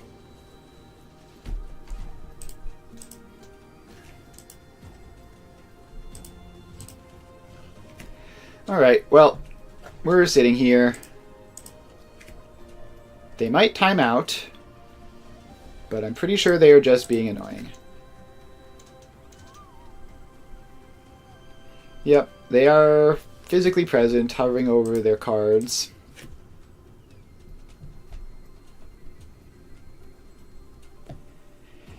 And they're just taking as much time as it's physically possible for them to take. They are flooding out a bit. Alright. They pinged themselves for 2 there. That's not irrelevant. Draw 2 cards is obviously very good. So they're still not at max speed, which means this still isn't quite obliterating me. Do I trade with the Ketrodon if they attack with it? I could put Tyrox plus... I could put these 2 guys in front of it, I guess. Does it have trample? It doesn't. I guess I could take that trade. And it would mean I can attack with Tyrox and Prowcatcher Specialist reasonably well.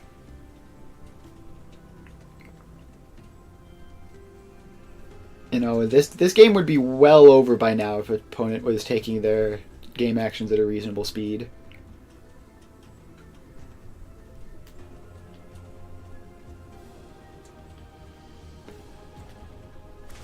Alright, so they just put that to hand.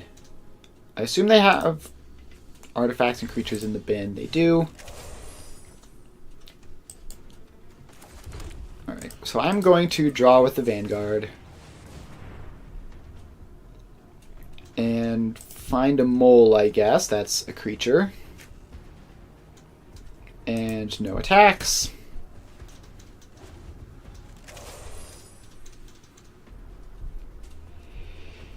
One, two, three, four, five. Yeah, okay. So now they have another 2/2 as a chump blocker. Is this the game where I bottomed the Gear Hulk? It isn't, which means we at this point have the mana. We could win off of a top deck at any moment. They're crewing up the Earth Rumbler. That's ambitious. Let's double block there. No, actually, wait. That's the one that does have trample. So I think I'm doing pretty well. I don't think we can prevent from doing damage without losing an additional creature. So we'll just take... Unfortunately, this does turn on the Necro Regent, which sucks, but there's not much I can do about that. I'm pretty new. I've been streaming for a while, but not so long. Alright. They're just drawing.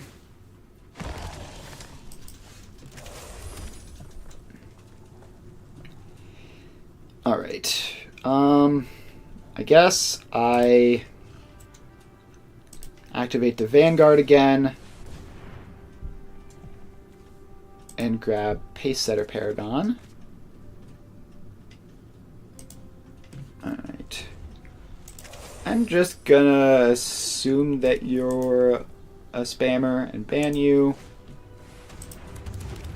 Oh. They have reanimation for the Earth Rumbler. That's fun.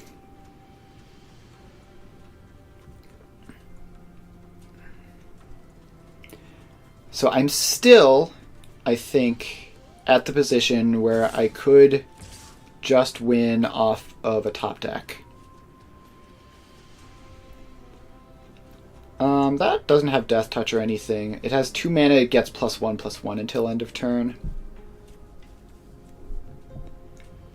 So how much mana do they have open? 4, so they could hit me for 10, and I go to 3. I think top decking the Gear Hulk is my only win con at this point, so I think I just take this.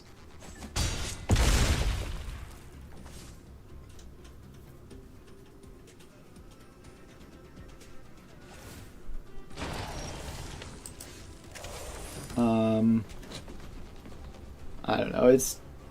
What's the meaning of 8 of Spades? I don't know. It's a playing card. Don't read too much into it. I don't know if this keeps me alive. Oh, okay. There goes the Gear Hulk. And with that gone, I'm dead, unfortunately.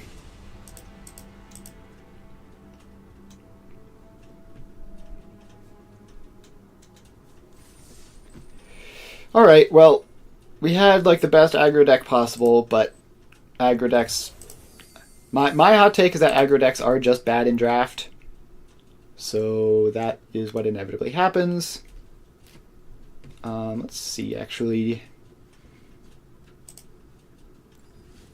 3,400 gems. So I need another 1,000. I need another 1,000 gems in order to get the Mastery Pass, so we're going to swap. Yeah, that, like, here's the thing. I am fully aware that, like, the meta is that aggro is good and limited. In my personal experience, every time what happens when I try to play aggro is I build a deck with a really good aggressive curve, and then, like, my hand just doesn't have a 3-drop in it or whatever, and then I do nothing for a couple of turns, and my opponent starts playing 6 drops and I get annihilated. Like, I'm aware it's technically good. It's literally never been good for me. Like, it just doesn't work for me ever. And speaking of not working, I've mulliganed to 4 in this game, so I guess that's what's happening now. I'm gonna swap the stream title over to Rakdos Midrange Explorer. And probably get buried by this person. Like, the thing I always have with aggro and limited is that aggro does not work if you do not have the perfect curve, and in limited, you don't have the perfect curve, so, like, it just doesn't work.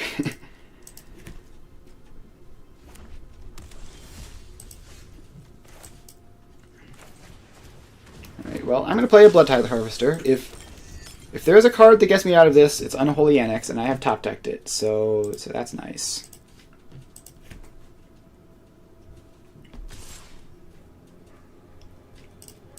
I will trade with Kellen, I guess. Or they can spend their turn making that big. That's fine, I'm going to torch it.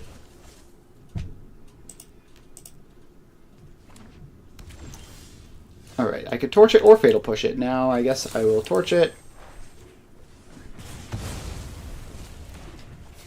So my saving grace here on my Multifor is that my opponent's start is not very good either. I've kind of drawn quite well, aside from third land, of course.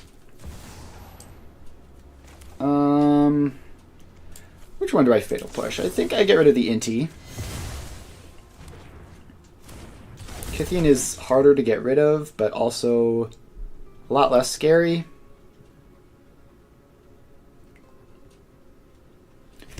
So they're like Boros Legends, which is fine. Should be able to do pretty well in the games where I didn't mulligan into Oblivion. I have a 2-3. Have to lose my Annex to do it, but Sheltered by Ghosts means the Annex isn't very good anyway.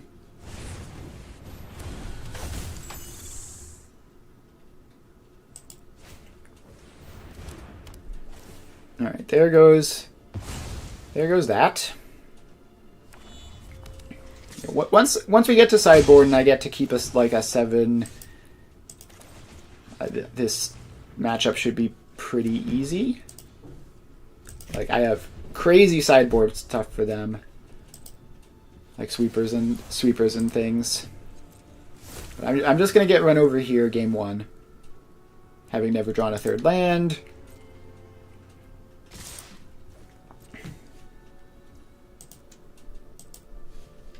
Alright. Do I blood token away the Harvester? Yeah, oh, that was lethal actually. Good on them for having exact damage. Let's bring in Anger of the Gods, Extinction Event, Liliana, Anoint with Affliction. Bring out Duress, and Withering Torment is 3 mana removal. Probably trim a Blood Tithe the Harvester. It doesn't block quite as well as Fear of Missing Out. And I want to have a lot of removal and interaction. Thoughtseize isn't like a spectacular card, but it's like pretty good in the matchup. This is one of the matchups where the early turns matter a lot, and you can mess with their early turns. It hurts them very severely.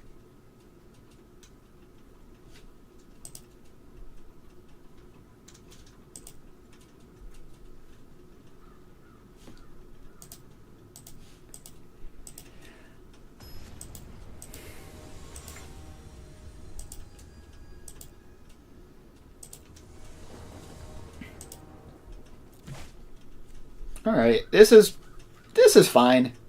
We're gonna have to draw lands, but we've got a decent number of looks. Play Pathway on red because we have the Urborg to make it also black.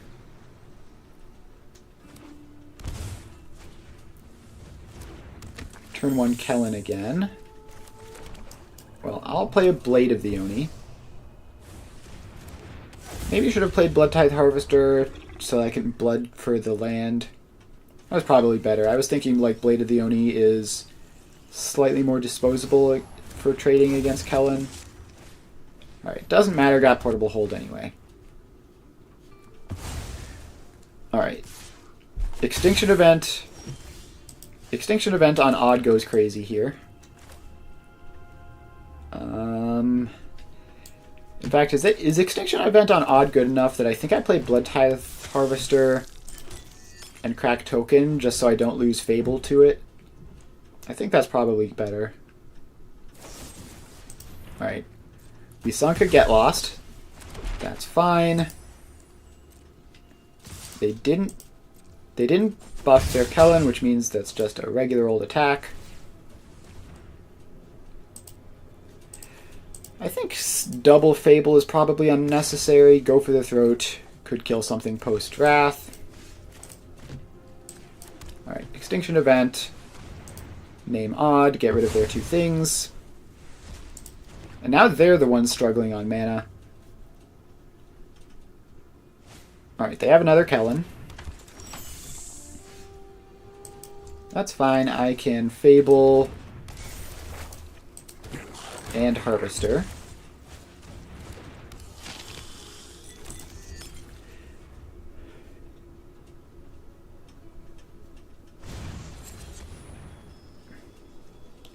Kellen finds Sheltered by Ghosts.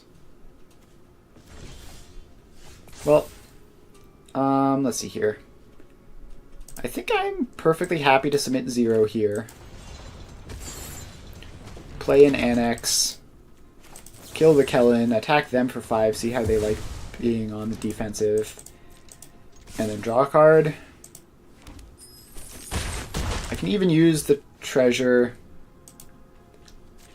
to fire up Mutavault.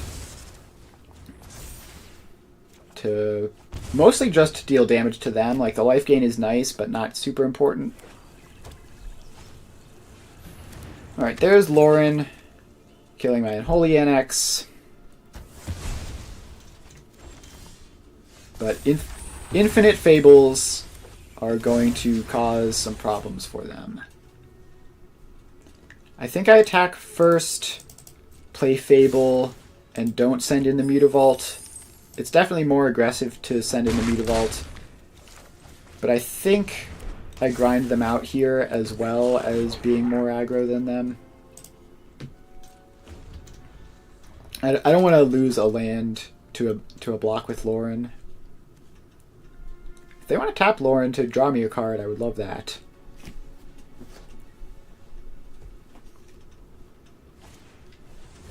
Alright. Sheltered by Ghosts. What are they going to pick? Alright. I think they chose wrong. Reflection Bloodtithe Harvester is brutal here. So now, like, they just don't get to have creatures.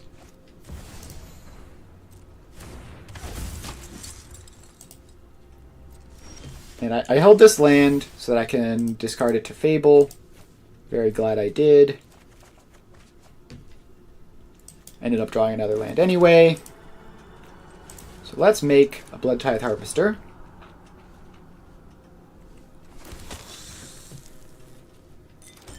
And you can kill the Lauren, it's fine. It's significantly better than Kithian. Pay the ward. Get rid of you. Kithian doesn't currently have Indestructible, so this is a fine attack. And Blade of the Oni. They're at 4. I have a 3-power creature with Menace that I can copy. This game is feeling super over. Adeline is good, but not nearly good enough. Yep, opponent agrees. Wait, Hitsu consumes all his nuts here. How did I miss that? Let's bring out...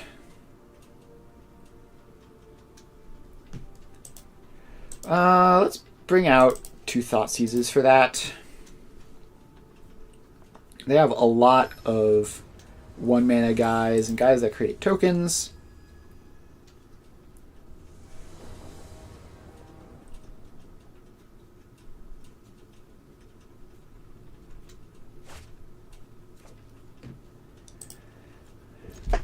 Let's keep this. We've got plenty of early removal spells. We have a Shieldred.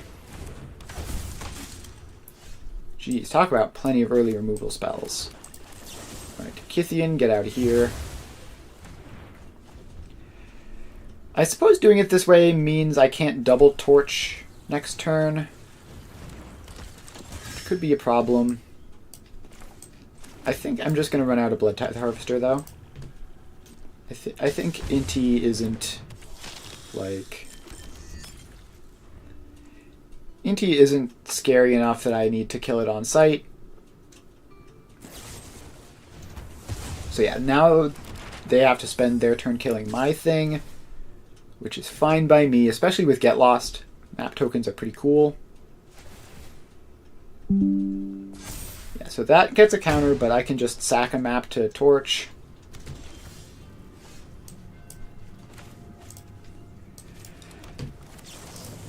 Bargain that. Kill that. Kill Inti. Put a tap land at this point to the bottom. And play Blade of the Oni.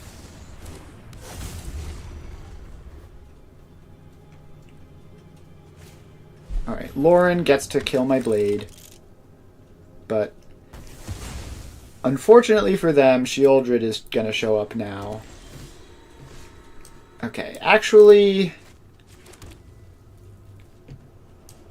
I think I hold off for a turn.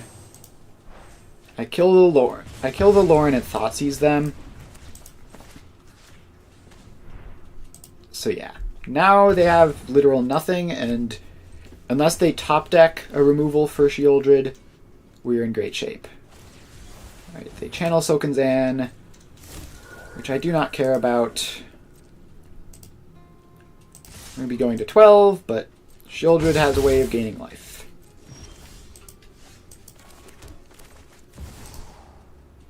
Ouch, Sulphurous Springs. And I guess I'll explore. Unholy Annex on top. You'll love to see it. Alright, did you draw Sheltered by Ghosts? No. The answer is no, you did not draw Sheltered by Ghosts. Alright, well, from now we just grind them out with Unholy Annex. I'm not going to attack with this Mutavault, just firing it up to gain life off of the Unholy Annex draw.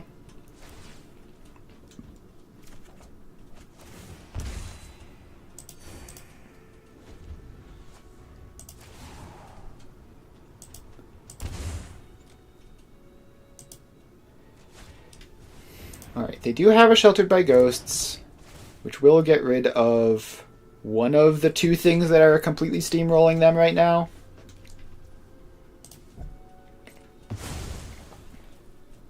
So even with that, like, they're still kind of just gonna die to Unholy Annex. Oh, and I even drew a removal spell. Yes, I would love to pay 4 mana to remove a token. Seems like a good deal to me. And fire up the Mutavault. Draw another Unholy Annex. And I'm at 21 now. Good luck, opponent. Good luck beating me from here. Alright. Kellen is gonna be a 3/2 double striker that draws them cards when it deals combat damage to me. Unfortunately for them, that's not really going to be relevant.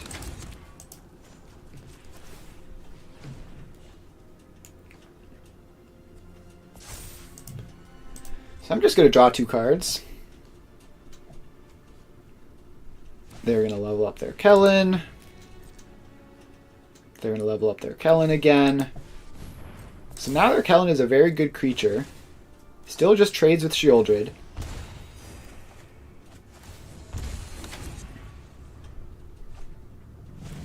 And also they're going to die. So yeah, now they're... Unless this deals with the Unholy Annexes, they are dead on my end step. And even if it deals with 1 Unholy Annex, they're dead on their upkeep. So you get one more look. Thalia does nothing.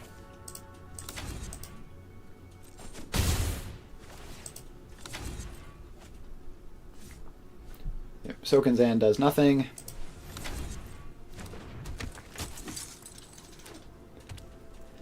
And 1 random card in hand does nothing, probably.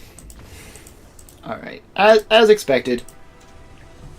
Yeah, it was pretty good. You know, we lost the game where we mulled to 4, but other than that, our deck full of sweepers and removal and life gain is pretty good against their low to the ground aggro deck. The stream's going pretty well. We did not so great in drafts. We had an 0-3 and a 3-3, but I've been having fun. The results weren't great, but the games were fun. And now we are playing Explorer.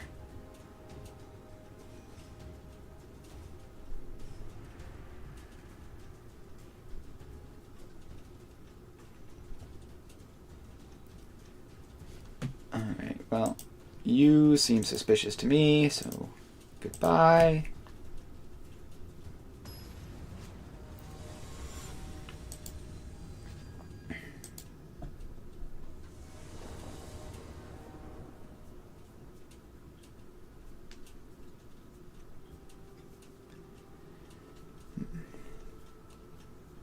I'm getting a lot lower tolerance towards people who are extremely suspicious of being spammers, so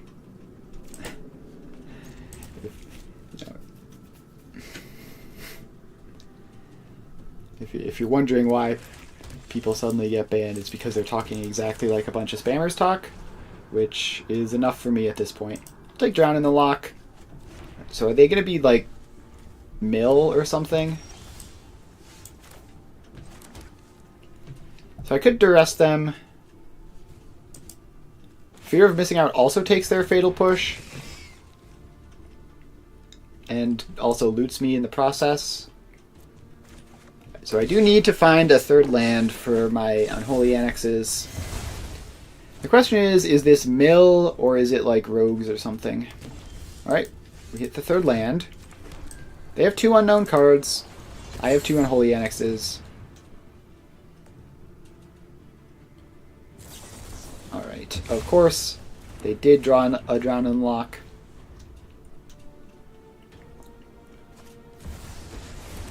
Alright, it's ninjas.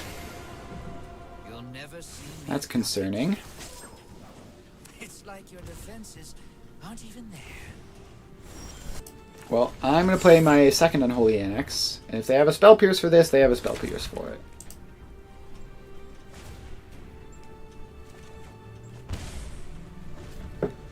So next turn I can kill the ninja.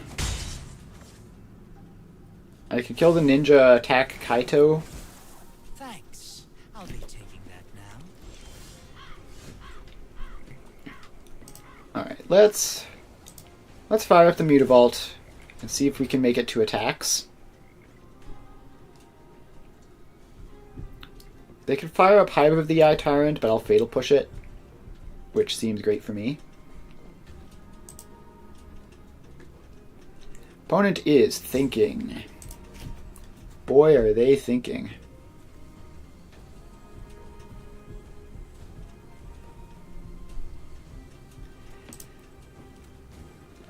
What are you going to do, opponent? Are you going to fire up your Hive to block? Or are you just going to let it happen?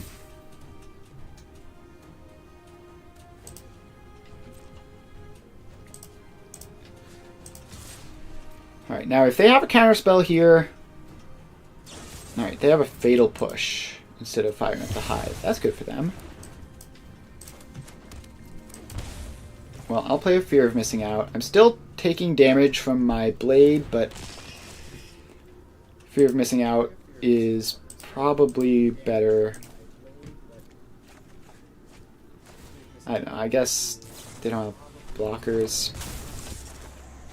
Soaring Thought Thief. Man, remember when I cast a discard spell on turn 1 and they had nothing and they just drew like gods for the entire rest of the game?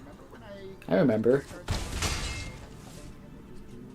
I distinctly remember that was a thing that happened. Now this is a juicy. Alright, so I can still Fatal Push. I can lead on a Thoughtseize to not get surprised again.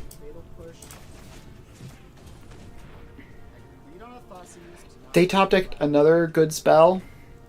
You've gotta be joking. Alright, well that's ridiculous. We have to double Fatal Push their creatures. And then they'll fire up the Hive, and I'll be taking a huge amount of damage.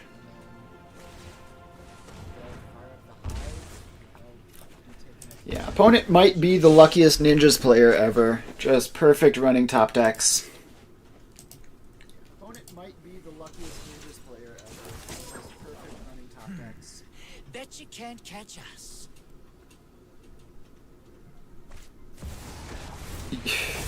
Bruh. How do they never miss? And into I thrive in the dark. Alright, they didn't attack. I could Blood Tithe Harvester Blade of the Oni, or I could Shieldred. I could Blood Tithe Harvester Um, Blade of the Oni, or I could Shieldred. I think Blood Tithe Harvester Blade of the Oni will be better. If they have a removal spell for the blade, if this gets countered, I'm going to lose my mind. This gets countered. I'm going to. Alright. They no way. You're actually joking. They literally drew 16 cards this game, and every single one of those 16 cards was exactly the right card at exactly the right time. Cards this game, every Unreal. single one of those 16 cards was exactly the right card at exactly the right time. Unreal. How do I sideboard here? Withering Torment is bad. Probably Liliana isn't good enough. Withering Torment is bad. Fatal Push seems good.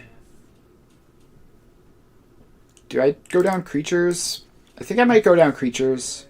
Duress hits their planeswalkers and their counterspells. Go down creatures. I might want to bring Unlicensed Tourist in, but it's too small of a part of their game plan to bring in an entire sideboard card just to turn off, like, specifically Drown in the Lock. Too small of a part of their game plan.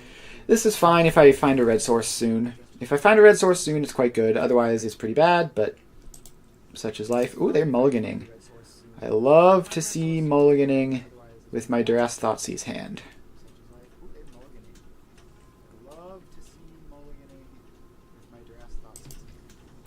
Alright, they went to 5.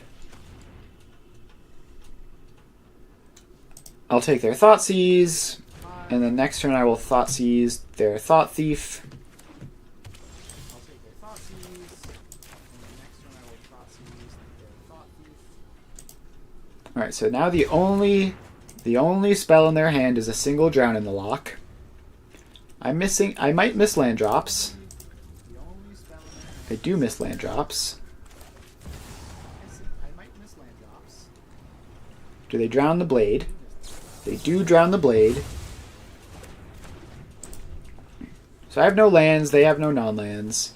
I guess we Thoughtseize them. I have no lands, they have no lands. Of course, they top-decked a Thought Thief. Why wouldn't they? Thoughtseize them. And a Drown in the Lock, because of course they did. Like, how much do you have to pay to Wizards of the Coast to be this lucky? Genuine question. I'll pay it. Like, it's ridiculous. Alright. I have managed to draw a Duress against my opponent with no cards in hand. You'll love to see it. Managed to draw a Duress. They are milling all of my lands. Alright, I have double Unholy Annex, so this Thoughtseize isn't that good. And Invoke Despair is irrelevant. So this Thoughtseize is Alright. Well, we might have drawn out of it. Alright, we drew out of it. We have 4 lands. We can fire up the Mutavault, and surely our opponent will not have top-decked a removal spell for the Mutavault. Alright, they didn't. Surely our opponent will not have top deck. Pathway on black. I can attack. It's free to do so. And Blood Tithe Harvester. And now I get to start gaining life with Unholy Annex, which means these attacks are only milling me. Alright, we got there. Let's run that back. Alright, we got there? We managed to top deck marginally better than them Back. for once. We managed to top deck marginally better than them. For once.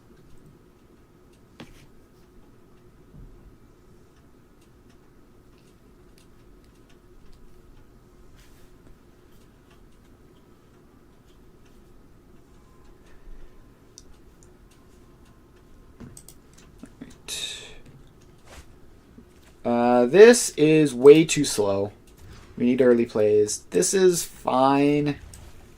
It's not exciting. I think I bought him one Blood Tithe Harvester. Because Invoke Despair is like, if I manage to get to the late game, I need something like Invoke Despair to close it out. Invoke Despair is like, if I manage to get to the late game, I need something. No discard magic this time is very scary. Alright, Thieves Guild Enforcer can go away. Thieves Guild Enforcer can go away.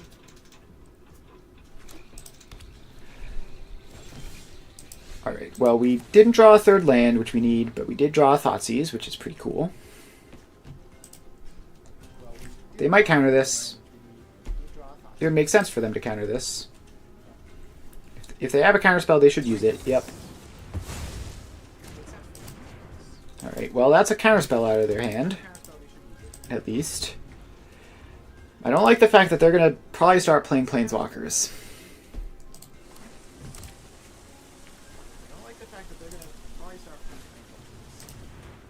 Alright, they have their own Thoughtseize. I have a couple of good cards. I would take the Annex. They take the Fable. They have their own Thoughtseize. I have a couple of good cards. I would take the Alright, Annex. give me a land. No land, but a Thoughtseize. I imagine they'll flash in a thing here. Give me a land. Yep, Flash in Fairy Mastermind. No land. Imagine they'll flash in a thing here. I'll take the Thieves Guild Enforcer. Leave them with a Fatal Push, which maybe I should have taken just because the Mutavault, but Leave them with a Fatal Push, which maybe I should have. it's probably fine. Another Thoughtseize off the top. Opponent never punished. Another Thoughtseize off the top. Alright, well I have a Fatal Push for their Mastermind, Punish. which means now we get to sit here. Now we get to sit here until one of us draws something relevant. Now we get to sit here. Opponent draws a fourth land. Sit here until one of us draws something. I guess a Duress is technically relevant. Take the Fatal Push. So now in the future I can attack with the Mutavault. Hall of Storm Giants is concerning. So now in the future I can attack with the Mutavault. Alright, Blood Tithe Harvester in play. They need, like, they still need another land for that. I think I discard Invoke Despair. Still need another land. And another Mutavault. So now we can attack them for 5, which is not nothing. That needs 6 mana. Alright, they have a Kaito, which makes a 1/1, but I'm just gonna... Alright, so it phases out.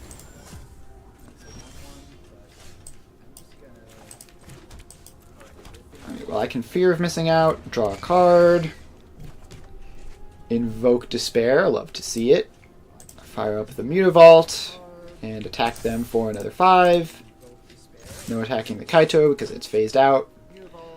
But now they're quite low, and this Invoke Despair is probably gonna hurt a lot.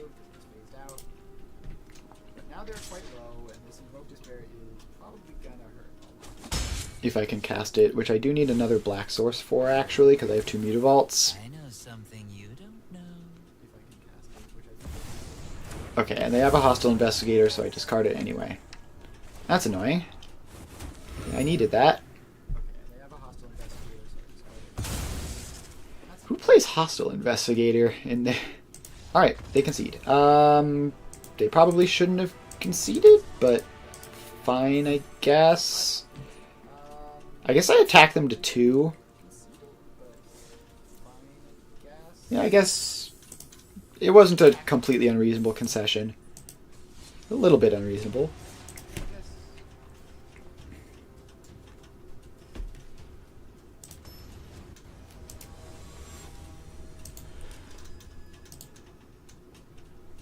Alright. Opponent is choosing who to play first. This is a great hand. Duress, Fear, Unholy Annex. Everything you want. Opponent might be a creature deck. This Duress might whiff.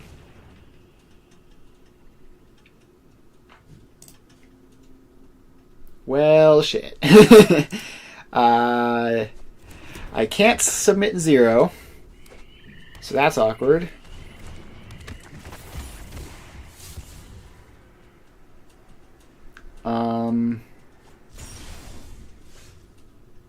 I can't get Revolt. If I could get Revolt, I could just kill their Greasefang.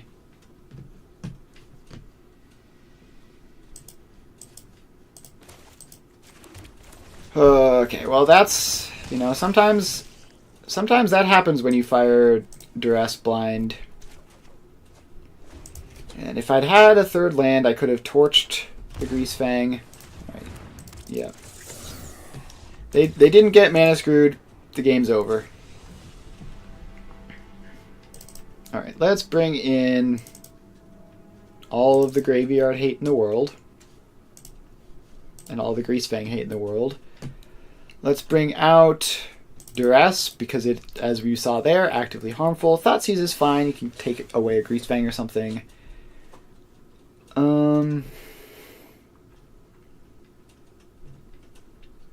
Anger of the Gods probably not good. Like if they have a Greasefang in play, and it comes to my turn, it's too late. Withering Torment is not good, but it's like an instant speed removal spell, so it's in. And I think just 2 Blood Tithe Harvesters, 1 Fear of Missing Out. So yeah, the Duress didn't matter. They would have connived it to the graveyard anyway, but it was removal check gameplay, and I didn't have the removal that was being checked for. So this time I can Thoughtseize, which is much better.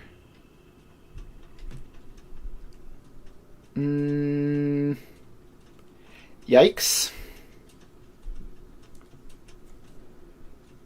I think I take the Sheoldred. So I have Unlicensed Hearse. Yeah, okay. So I need to draw a red source. I did draw a red source. So now I can Blood Tithe Harvester, get a blood token. And when they go to cast the Greasefang, I can torch it with Bargain and be fine.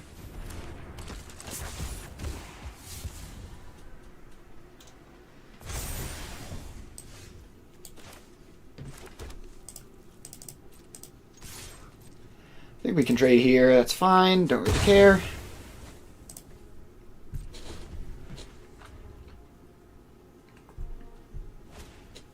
Alright. They Thoughtseize me instead.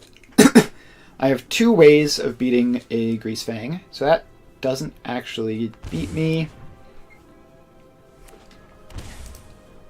I need to leave this blood token around. I can fire up the Mutavault and attack with it, and still have 2 mana. Still have 2 mana for blood token plus Fatal Push. Alright, Bitter Triumph takes my Mutavault. That's fine. Are they just going to go for it? They are. Let's blood token, turn on Revolt. Greasefang hits play. Fatal Push kills Greasefang. And now we get to top deck war. So if my opponent finds a Greasefang, I lose. Alright, Ezekiel's Chariot is great, but not instantly game winning. Blaze Mire Verge might be game losing. I need to not be drawing lands while they draw spells.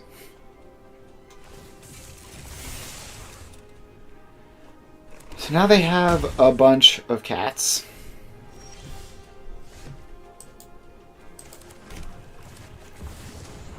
Liliana doesn't stop them from crewing the chariot, so I will Liliana Plus, take their last card. Nobody knows Dominaria's shadows. Does a Fatal Push.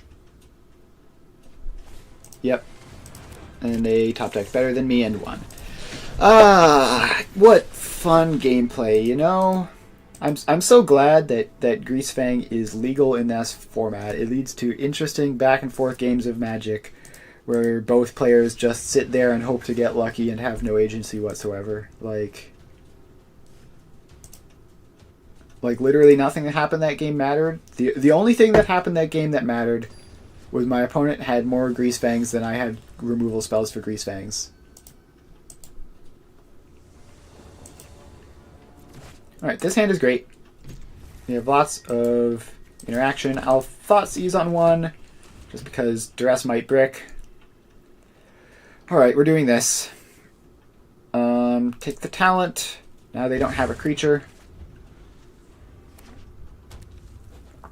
Their Thoughtseize is going to take my Annex, which sucks, but it is what it is.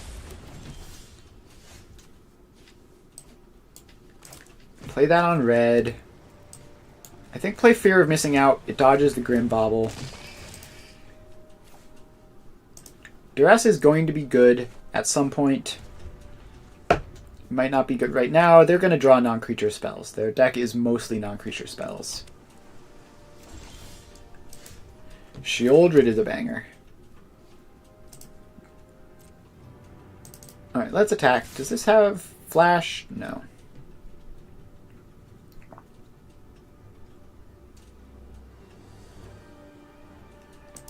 Opponent is thinking. I think I just duress them, take the bauble, or maybe one of their new cards. Alright, they have nowhere to run to get rid of my FOMO. I'm pretty happy trading 1-for-1 while they have nothing. I'll gladly take Fatal Push, because that would kill Sheoldred. I need to draw a untapped black source for Sheoldred. Alright, well. Mutavaultron assembled. I still just need an untapped black source to play Sheoldred. They're going to cast a Grim Bobble. Kill the Harvester.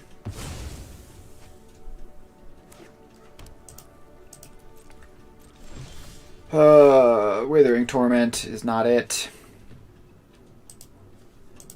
I could kill their Nowhere to Run, but I'm just gonna fire up 2 Mutavaults and attack them for 4.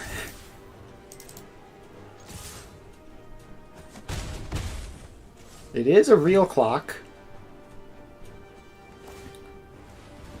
Alright, that Gaia Reach helps me a lot. So there's my second black source that I was looking for. They could activate it again, but it's draw then discard, so I'm fine with that.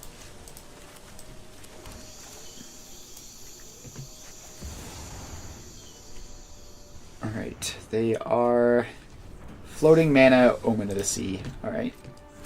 That makes sense. They do not want to take damage. Hopefully this doesn't find them a counterspell or a removal spell. 2 top is miserable. I don't like that.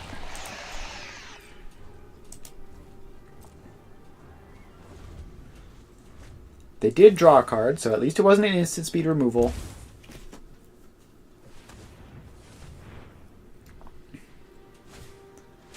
Alright. Momentum Breaker. If only this blood were a vehicle.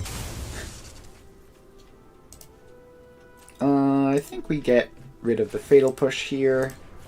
Seems quite bad. Duress is great, actually. I would love to see what they are cooking over there. Narset, nowhere to run. I think I'm fine taking the Narset and trading a Mutavault with a nowhere to run.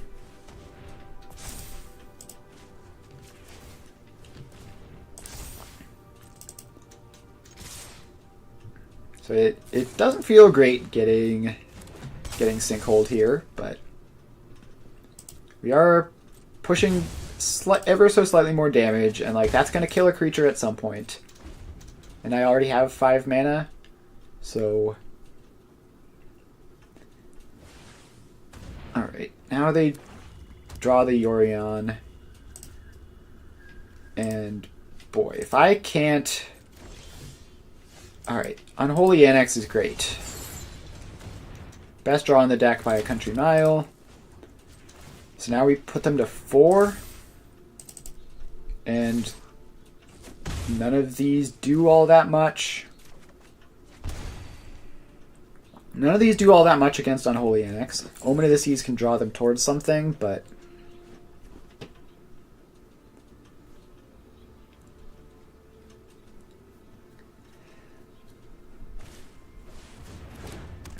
So that will force me to discard my Fear of Missing Out. That will draw them a card. Yeah, none of those do anything.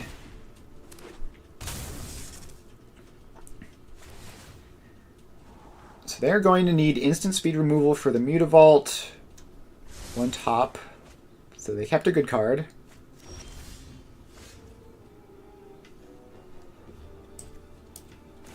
Let's run out of Fable of the Mirror Breaker.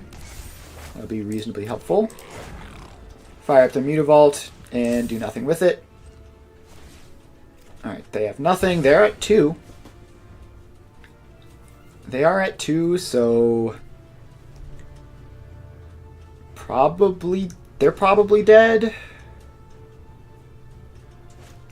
Thundertrap Trainer could find them something, but it doesn't save them itself.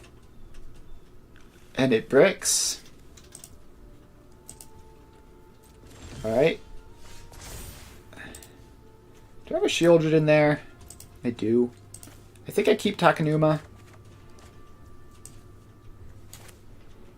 So I'm going to run out of Blade of the Oni, so now they need 2 removal spells to live.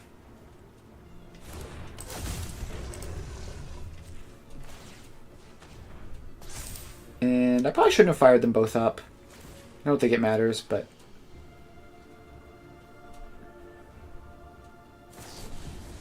Alright, they add this town for the Blade. And they had nowhere to run for the Mutavault. Alright, so they live this turn. They're going to have to do this every turn for the rest of the game. I guess that can gain them like 1 or 2 life.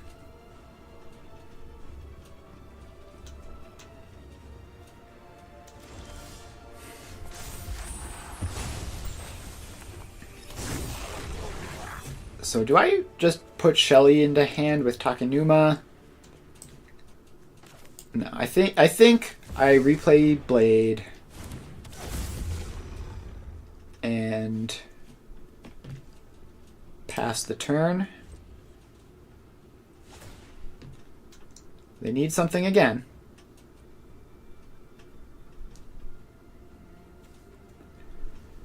They once again need something to beat me. Alright, so they can this town pick up both of their nowhere to runs. And kill a Blade. I still draw an extra card.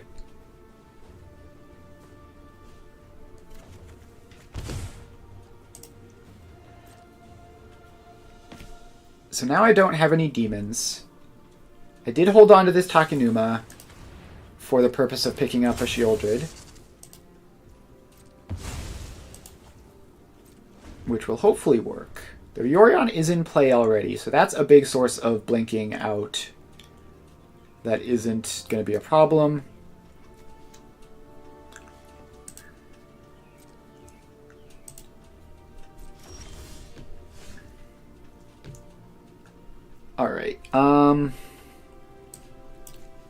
I think it's just Takenuma pick up Shieldred.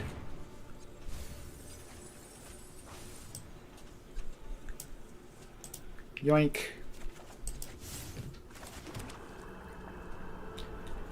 Not going to be killing them this turn, but starting next turn we can start presenting like demons and stuff. I'm also outdrawing them by a lot. They have better selection though.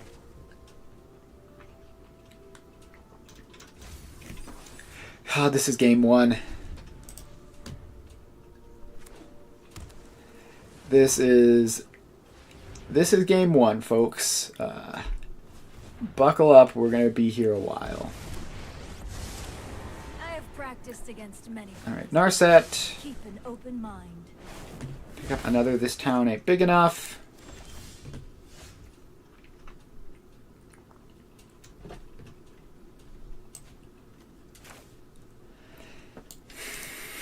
Alright, so that will temporarily deal with my Shieldred.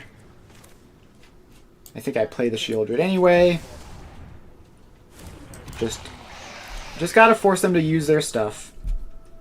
Now I'm not gonna be drawing extra cards with my NX.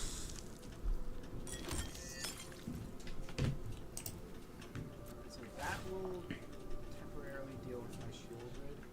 Yep.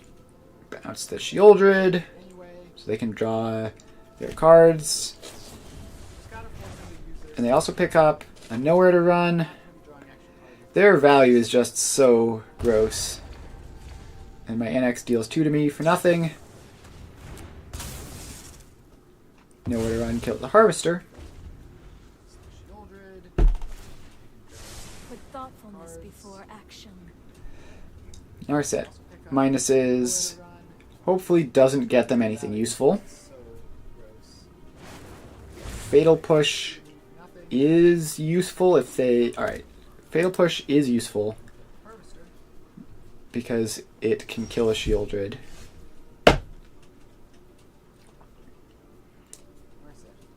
Hmm. I feel like they're almost stabilizing. So I make a demon, they can push it.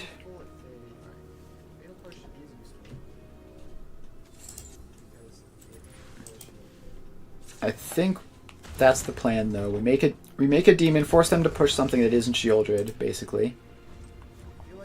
And we can cycle blood on their turn to get around Narset. And also, like, quietly, this Yorion is very annoying. Just like being in the way. A flying blocker with lots of... That's... Like, if I could attack with this Goblin Shaman safely, we would have won ages ago. But it seems to not be... Probably not ever going to be viable. And it's 5 mana, so it's out of range of Fatal Push.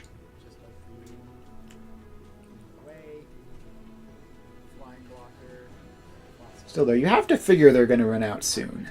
Like, they don't currently have any card advantage engine in play. Fable is not good with a Narset.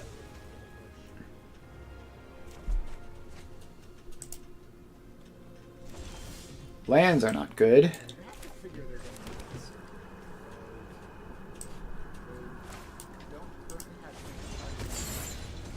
Well, let's run out another Ritual Chamber. So do you have another removal spell for a demon?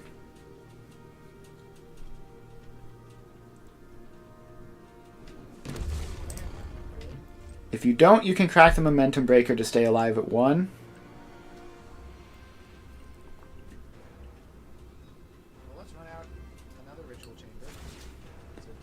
Alright, show me the Fatal Push. It's this town. That's so much worse for me than a Fatal Push. Now I'm at 10. They have 5 power. Kind of spooky. Got your Reach Sanitarium. Very cool. I can push a Thunder Trap Trainer, and that's fine.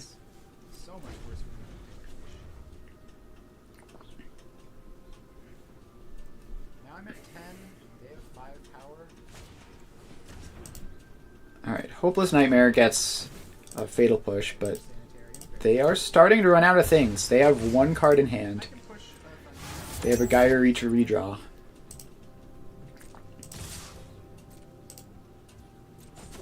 I think I go to 3 here. The Fatal Push doesn't save the math, and they might have another discard spell. Gets Fatal Push, but they are starting to run out of things. They have 1 card in hand. They have a Gyre Reach or redraw. Alright, Go for the Throat is great. I think I go to 3. Wait, actually, this doesn't work. Push doesn't save the math, and they might have Okay. discard spell. I need to... Now I need to kill their creatures, because I'm not going to be drawing a card on my end step because of the Narset. Throat is great. So let's kill those in response to the Sanitarium. So I'm going to be going to 1 here, I think. Unless they have something. At this point, Now I need to kill their we are officially at a point where if my opponent doesn't brick, they win. because of the set. They have a couple looks, but not many. So I go to 1 on my end step, and then they die to Shieldred on their upkeep. That is the plan here. We are officially at a point. If they don't have it in hand at this exact moment, it's too late. So this specific card has to be the answer to Shieldred. 1 on my end step. Otherwise, the draw trigger will go on the stack and they'll die. That is the plan. If they don't have it in hand at this exact moment, it's too late. So this specific card Oh, this is stressful. And the fact that they're roping. Actually, they have Momentum Breaker. So they can gain 2. by So they're not dead. They can gain 2.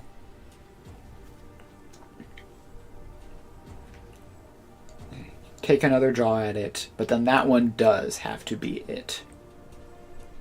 oh, this is stressful. The fact that they're roping. Actually, they have to. I'm going to emote. So they can. They're roping at me at this point. So they're not dead. They can gain 2. So yeah, they can crack Momentum Breaker, gain life, not die on their upkeep. But that means that this card isn't a Shieldred answer. I'm gonna emote. They're roping. Alright, so I go to 1. If they have anything, They can boy, crack them. it's gonna suck. It's gonna it'll really suck to lose this one. Not dying. That means that this card isn't a shielded answer. Do they have it? Alright, they didn't have it then. Now they have exactly these 2 cards to answer Shieldred. They have any. And if they can, then I straight up die. And they can. It's another Momentum Breaker, too. So now I need a demon. I need to top deck a demon. They have it. Otherwise I die to my Annex trigger. They didn't have it then. Now they have exactly these 2 cards to answer to. Oh, so close. But their top decks were just too good. And they another Alright, we need Invoke Despair. need to top deck. We need Hitotsugu consumes all to blow up random enchantments. Liliana to grind. Couldn't you unlock the door to create a demon? No, so that one, the other door was unlocked. So I had created a demon first with that one. So the door that could be unlocked was the draw one. So yeah, that would have just killed me even more, unfortunately. There were multiple points where I thought that as well. I was like, oh, I can unlock the door. No, I can't, unfortunately. Yeah, okay. Withering Torment seems good. Too many good cards, not enough bad cards. Probably Fatal Push. They have a lot of non-creature stuff that I care about. And some bigger creatures as well. I don't know, kind of Thoughtseize, I guess. I kind of want to just like aggro them down. I'm not sure if that'll work, but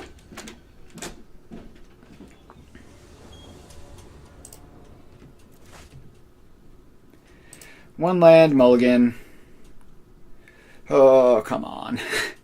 One land, mulligan. Good keep. Bottom Fable. I want to keep my spells. It's greedy to bottom a land there, but I think I need to just draw lands and go 2, 3, 4. This hand is not spectacular, but when you mulligan twice, you gotta keep anything that's decent.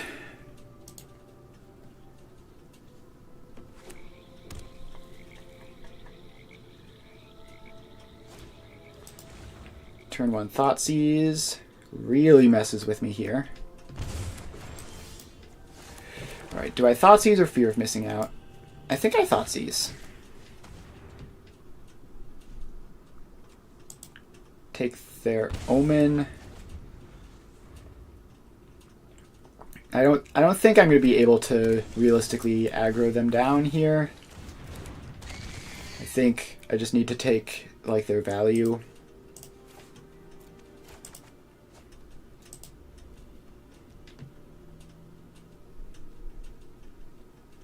Especially with not hitting land drops. If I were like working towards a Shieldred, I think it'd be easy to say like take the Fatal Push and hit them for a bunch of damage, but Narset. The focus and discipline. I have just the trick for this. Narset finds this town and I miss on lands. I'm going to play out. If I don't draw a land exactly next turn, I concede. Even if I do draw a land next turn, I probably concede. And prepare.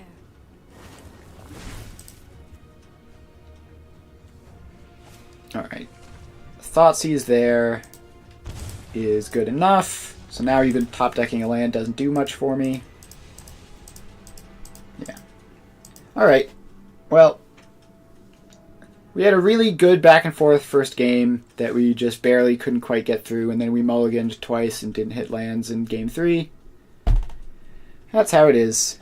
I'm going to end the stream now. We went a bit over when I normally end. So make sure to follow if you enjoy.